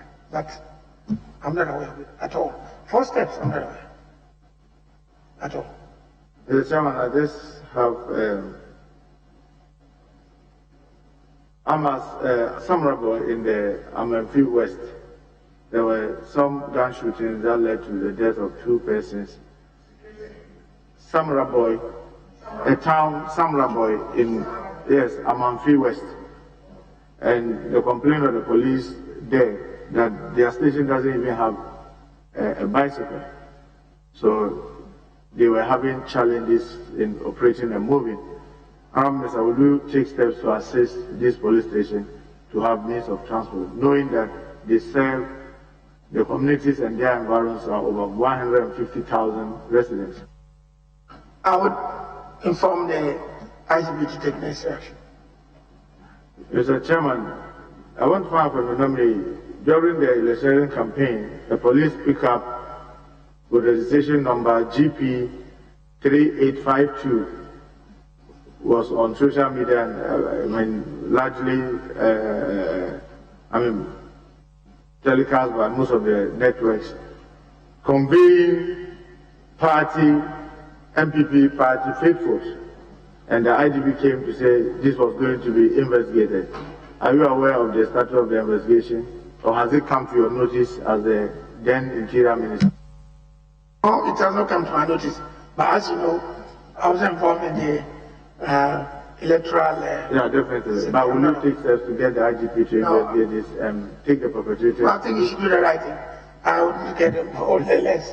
I'll be suspected of this. Lastly, the 6th, 7th January, in this chamber, you saw not only military but also police coming into the chamber of parliament. The military says they are investigating this. Are you also investigating who authorized the police officers into the chamber? Honorable Chairman, the events of the morning of 7th were really very special. I think even on our part, we need some introspection. I have no difficulty in asking the police to investigate. Honorable Chairman, the police were in here. You have a detachment of police here. And that morning, they were here. 2 of them were on the stage there. So, no, the police officers we have are the police unit. We know them. May I land? Those who came in were not from this unit. They were heavily armed. Honorable Chairman, may I, Honorable Minister, if you have police on your premises, practice would dictate that if they feel overwhelmed, they can call people in. That is not to oust an investigation. But I think you should make that clear, that you have a police detachment here. And if a police detachment is anywhere, and they fear the breach of law anywhere, unlike the other security agencies, they must act. That is not to say I'm going to ask the IGP to investigate it. But, Honorable Chair, who did what is important. But we should also find out what the general situation was. Yes, coming in, investigated. And for that, I'm directing tomorrow IGP find out what I did. But I'll be dishonest if as a lawyer and Minister for Interior, I don't tell you this, that the police have a duty that when they see or fear that law is going to be breached, especially there are some of their people here, the normal trend is to call for reinforcement. I've taken an oath to say less will be dishonest. I told you that. Without prejudice to whatever is going to be investigated. And then, we might also need to put it in context. After that, there was peace. Was it a coincidence? That should also be investigated. But, Mr. Honorable Chairman, I am for an investigation of the situation. But I think that having taken an oath on my faith, I should say that I believe every lawyer can testify to that basic principle, that a policeman, if he swears there's likely to breach in peace, there's a duty upon him to act. Without prejudice to that, there will be an investigation. Mr. Chairman, I said that was my last, but I want to just do a follow-up with that. Okay. Since you have a oath, did you authorize the police here? I did not authorize the police here, neither could I have. Thank you. I was functus official. Thank you, Mr. Chairman. So welcome to our continuous coverage of the vetting of the President's nominees by the Appointments Committee of Parliament. And currently, we have the Minister-Designate for Interior, Ambrose Dery, facing the Appointments Committee. Let's go back to Parliament, where Minority Leader Haruna Idris is currently questioning the Minister-Designate. Because there are regulations, put them under a different entity. The prison minister, I'm making a special case for the Ghana Prison Service. They are the worst off. And if you look at associated death post-retirement, you yourself will be concerned at the number of deaths because they just have not enjoyed any benefit, because no legal regime was provided for any person within the prison service. So you can even say that police service, they benefited from the regulations, the police service regulations we passed. What will you do to ensure fairness to all the men and women within the security agencies? Thank you. Thank you, Honorable Chairman. I'm happy that the Honorable Minority Leader has actually explained further that before his 15-year extension is through, we will come with the law. But I agree totally with you. And you remember that in all my discourse, any time I get to the presence, I complain of some too redundant positions. I think that one is working against their adequate remuneration. And that is why when we talked about the kids allowance, they insisted that it should apply across board. I believe that the nominee, the Minister Designate for Employment, would benefit from your input, and I believe you will work together. We all ensure that we work towards extending this, that the fairness to go across board. I am committed to making sure that various agencies are actually brought up to relatively. I'm championing that we should guide against political expediency when it comes to matters of pensions regarding the security services. Already what they take home is not good enough. They retire early, save the Yayevo case, I hope I get the name right, the one which went to the Supreme Court, and you had extension of their tenure from 55 to probably 60 or 65 years. Now we cannot even guarantee post-retirement income security for them. Now that is related to the extension of contracts. Can you assure this committee that you put an end, because it is a disservice to other young people within the service and other young people desirous of joining the service, that when it is your time is due, Minister, let it be due. Can we have that assurance from you? Honorable Chairman, I can assure you that the policy, as I have said, moving forward, is to phase out, except in exceptional cases which will be too limited. But the policy is to let him go. And we'll wait towards that.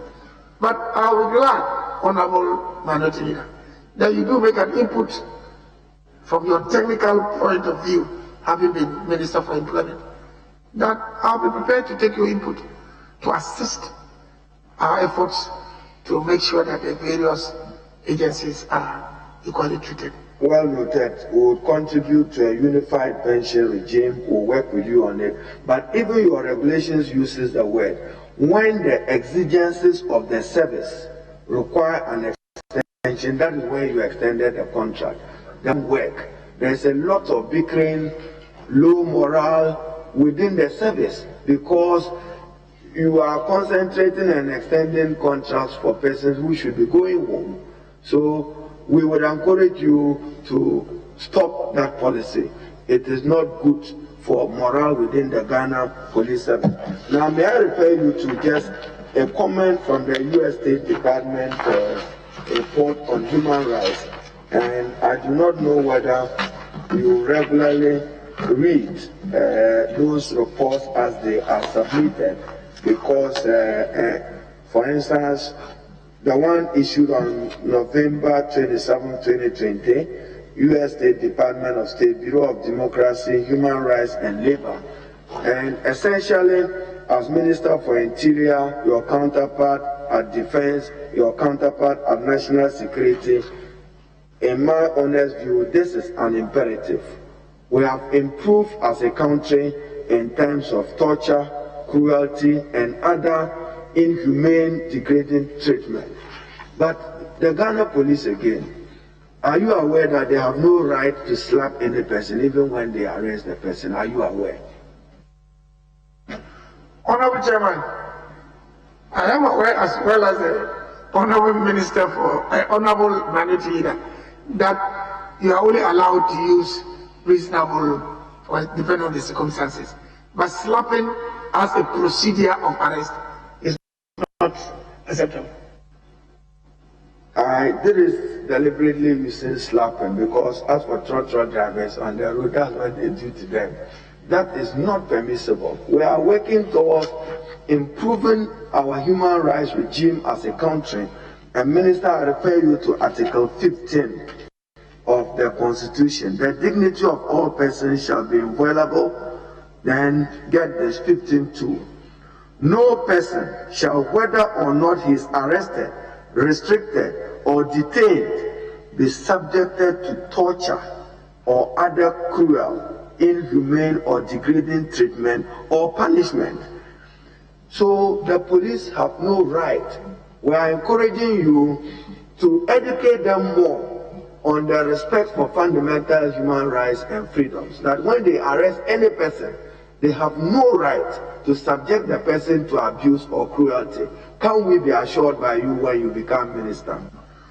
Thank you, Honorable Chairman. You can be assured, but also to add that you can see that the IGP have severally taken disciplinary action against people, officers who detain more than 48 hours without reason, and that we are ordered cameras on our apparat that will be recording the activities of the police officers, which will help us to assess their performance during the day.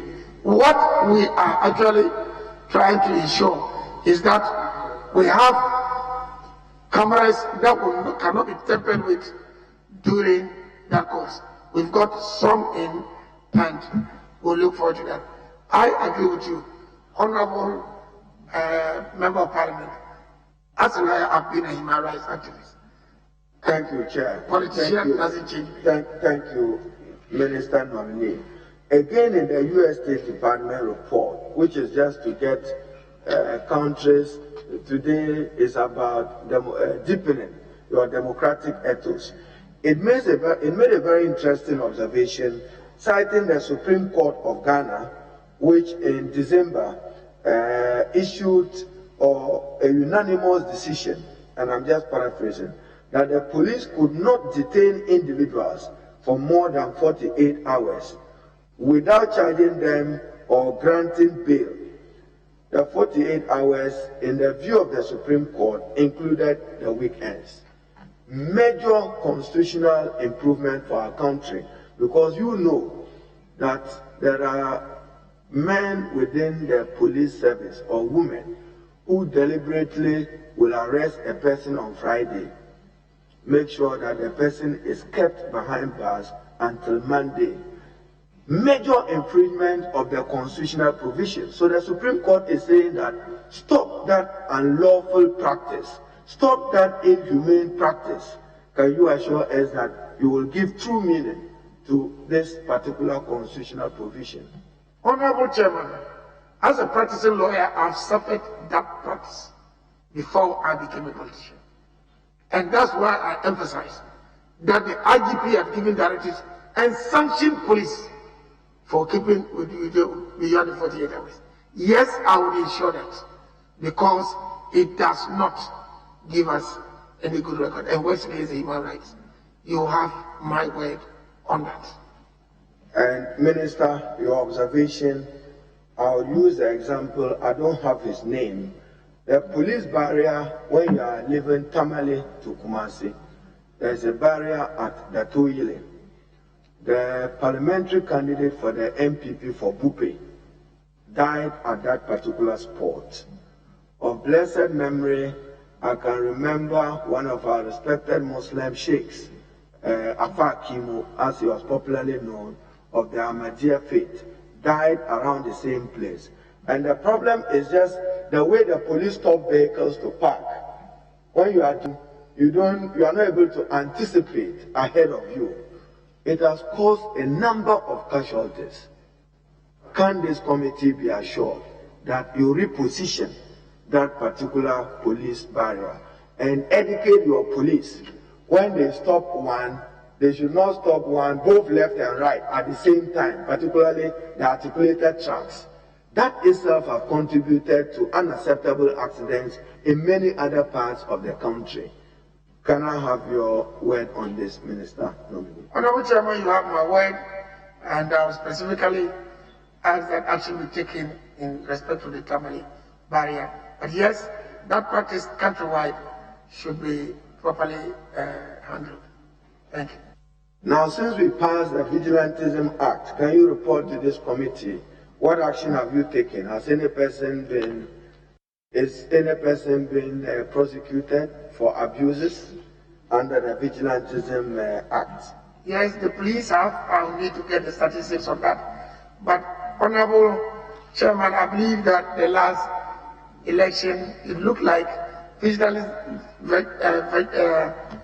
vigilante groups were not visible, and that is progressive. The few who are around, we have to deal with them and make sure that we nip it in the bud. Minister, arguably yes, this time the deaths, 7 Ghanaians died in the process leading to the declaration of the results.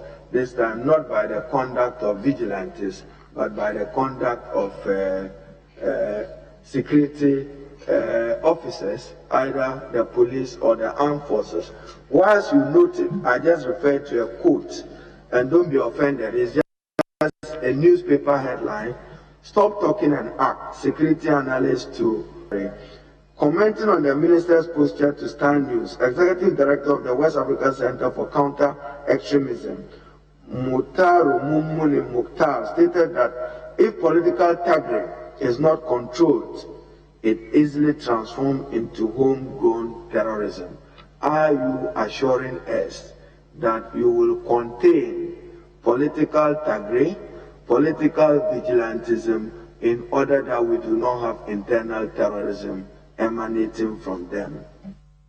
Honorable Chairman, there is no chance that political terrorism will be allowed to take root here.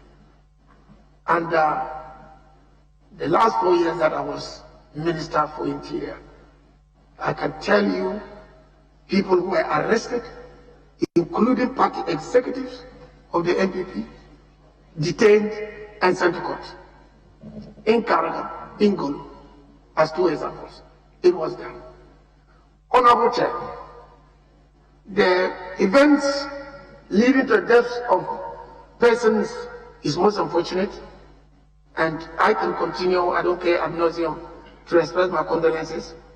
But we have asked and we are waiting for the reports of the investigation. Until the investigations are concluded, I believe that it is only fair that we do not try to identify before that. Yes, gunshots, ballistics will come in.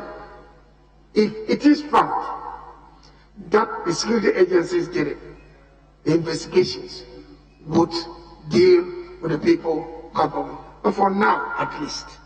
Thank you, Chairman.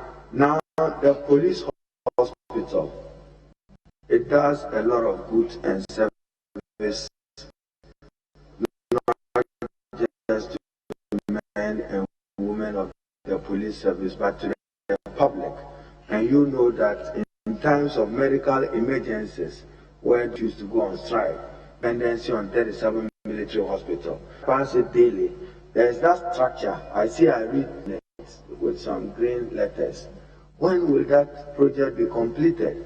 And what plans do you have to expand such facility in other regions of Ghana? We look forward to a small police hospital in Zwarungu or in Bolga or probably in Tuna in the Upper West, in Northern region, or close to Wa in the Upper West region. Thank you, Honorable Chairman. The police hospital expansion began in 2003 at the cost of £21.2 million sterling. When I took office as Minister for the Interior, the previous government had, by that time, instituted an investigation and a value for money assessment into the project. After that, we had meetings with the International Hospital Group and came to an understanding with them that we are not going to continue the system by which they continue to add penalties with delays in payment. But what did we find? By 2019, the cost had appreciated to £54 million sterling. So, at the meeting, we came to an agreement that if we paid £5 million, they were going to go back and continue the job. £5 million was paid. Unfortunately, in their view, £290,000 was deducted as tax, and because of that, they had a problem. We made it clear to them that by the provisions of the agreement, in such situations, you can even add the figure to the next payment. We were still sorting that out, and then they told us that they've got a facility of £54 million from UK Export Group and also Standard Chartered Bank. Minister, I'm aware of some investigation. So, I've read some report, even escalation beyond 70 million. Yes. For God and country, whatever it is, there was intention to expand access to medical care. Yeah, I'll come to that service. If I'm not interested, the narrative will take you a day. No, it will not. I have 2 more sentences. Okay. It's 70% complete.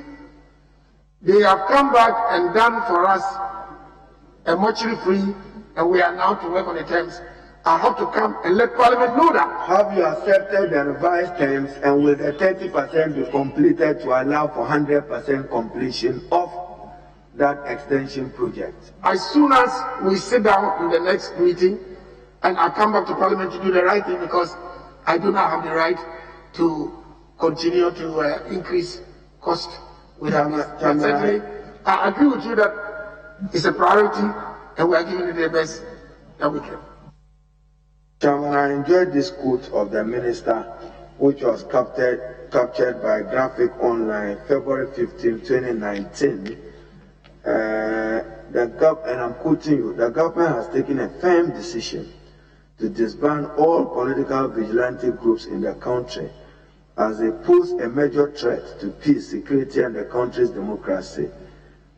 Honorable Mr. Ambrose Dery is reported to have said. Then hear this quote and the extent to which we are living by it.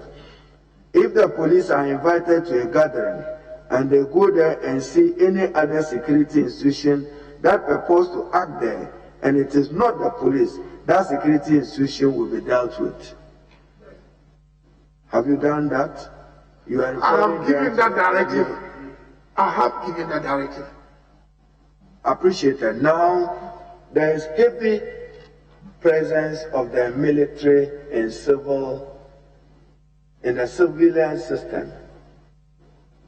The police are largely responsible for internal security. Nobody has a problem with the military complementing for the purpose of maintaining peace and order in the country and allowing for our safety and protection. But we worry when we see a dominance of those men in green with their guns all over the country, which in my view, almost like a vote of no confidence on the police. Are you saying that the police cannot sufficiently contain the internal security challenges of our country, and that you do something about it? Because every other place now, you see a soldier with a gun. What has happened to the police? Thank you, Honorable Chairman. The police are competent, adequately motivated and resourced. We do not need the army. However, where we started from, we needed the army from time to time, which had led to the joint operations. 5 weeks after I was sworn in as minister, we had a challenge of Fulani men in Agogo. At that time, the police arms situation was not good enough. We needed aerial cover. We had to go to the army. Now we are getting helicopters. We will not go to the army when we get there. And so as we build the capacity of the police, we will increasingly be facing out the army. But what I can assure you is that, especially the last time between the defense minister and I, it was clear that the police was the lead agency. And that is why in Galamsey, the military have now withdrawn and left for the police. But there are capacity, challenges. I expect that Parliament will continue to support the effort to resource the security agent and police. And yes, I agree, we should let the soldiers go back and play their traditional role, but that depends on how fast we build it. And we can assure you that the police, the military do not... Thank you. Chairman, not more. Disaster management.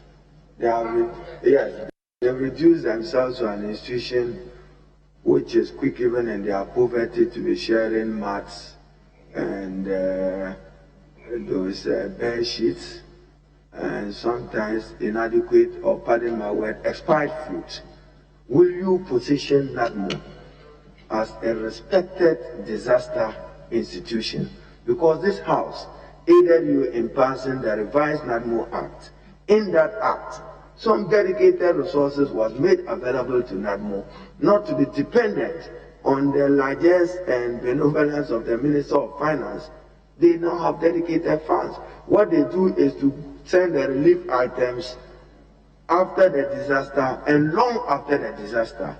Do we have an assurance from you that you will strengthen its institutional capacity and let it play its role in disaster management? Honorable Chairman, the 3% that was supposed to come, as you know, suffered the same allocation, and it comes through the common fund. That is where we're supposed to take the money. Yes, it has improved, but we need to do more. And yes, we will work to make sure. I believe in the first half of the year we will have to come with a report on the NADMO fund, and I'm sure at that time we can discuss all these issues adequately. But I agree, and I'll be making... Chairman, and then note that the nominee is one of very few respected lawyers from Northern Ghana, and particularly from the Upper West region. He has inspired many. But recruitment, you've seen that our colleagues from the Honorable Soyene Muntaka, Honorable Nilante, there are 275 members of parliament who represent various constituencies. Probably we should decentralize it so that we know in each constituency 5 persons are shortlisted across the country, so that tomorrow nobody is accused of non-meritorious recruitment into the police service or the Ghana Armed Forces. Every constituency should have at least 5 persons that meet your minimum requirement. So we want you to further decentralize recruitment. Then I know that at the end of this recruitment process, Salaga, 5 people have entered. Bekwai, 5 people or 2 have entered. Why 2? Chairman 10. I'm just suggesting it to you because we stand accused sometimes as political heads that one promotion in the service is not based on merit, recruitment is not balanced. You may have one district or one region have 10, 20 people when one other region has 2 or 3 people. To correct it, will you work with Parliament to change the mode of recruitment to reflect that every constituency at least has some representative in the police service in the recruitment drive? Thank you. Thank you, Honorable Chairman. I would say that I consider the views made here very seriously, the points made here very seriously. I'm going to take it on board. I would ask the technical heads to ensure the regional, distribution of it. You might be surprised that some radio stations say, I take the majority from the north. You'll be surprised to hear that. And so that I can assure you, and I believe we'll work together to make sure that the national nature is reflected in the recruitment. I appreciate that. We extend it even to recruitment to the Ghana Armed Forces, and we insist on it as an institution. But just for your purpose, I have ever shared with you in private. The last recruitment you did and training at the police depots, all of them were rushed and passed out. The regulations provide for mandatory period of training. That when you take a police recruit into a training camp, there is a certain minimum. The minimum is not being met by the IGP and the police. Will you correct that? Honorable Chairman, I'll correct that. I heard recently that he himself is talking of extension, and with the WUNYA system that they have there, they actually continue. The case that the regulation says 9 months, 9 months training. It's 9 months. The regulation provides for 9 months. 9 months, okay. Yes, but those who passed out end of December, none of them were in the training camps for the period of the 9 months. Kindly, I'll check that. A view of it. I'll share a video with you subsequently later. So, Chairman, I want to wish the nominee well, and I thank you for the opportunity. Thank you very much, Honorable. We thank you for attending upon the House. Yes, today we got up to 8. We make rules and we breach them blatantly. We've gone through another 4-hour grill. So you will hear from us. Thank you. You are discharged. Thank you, Honorable Chairman, and thank you all of you for this exercise. I'm grateful. Thank you.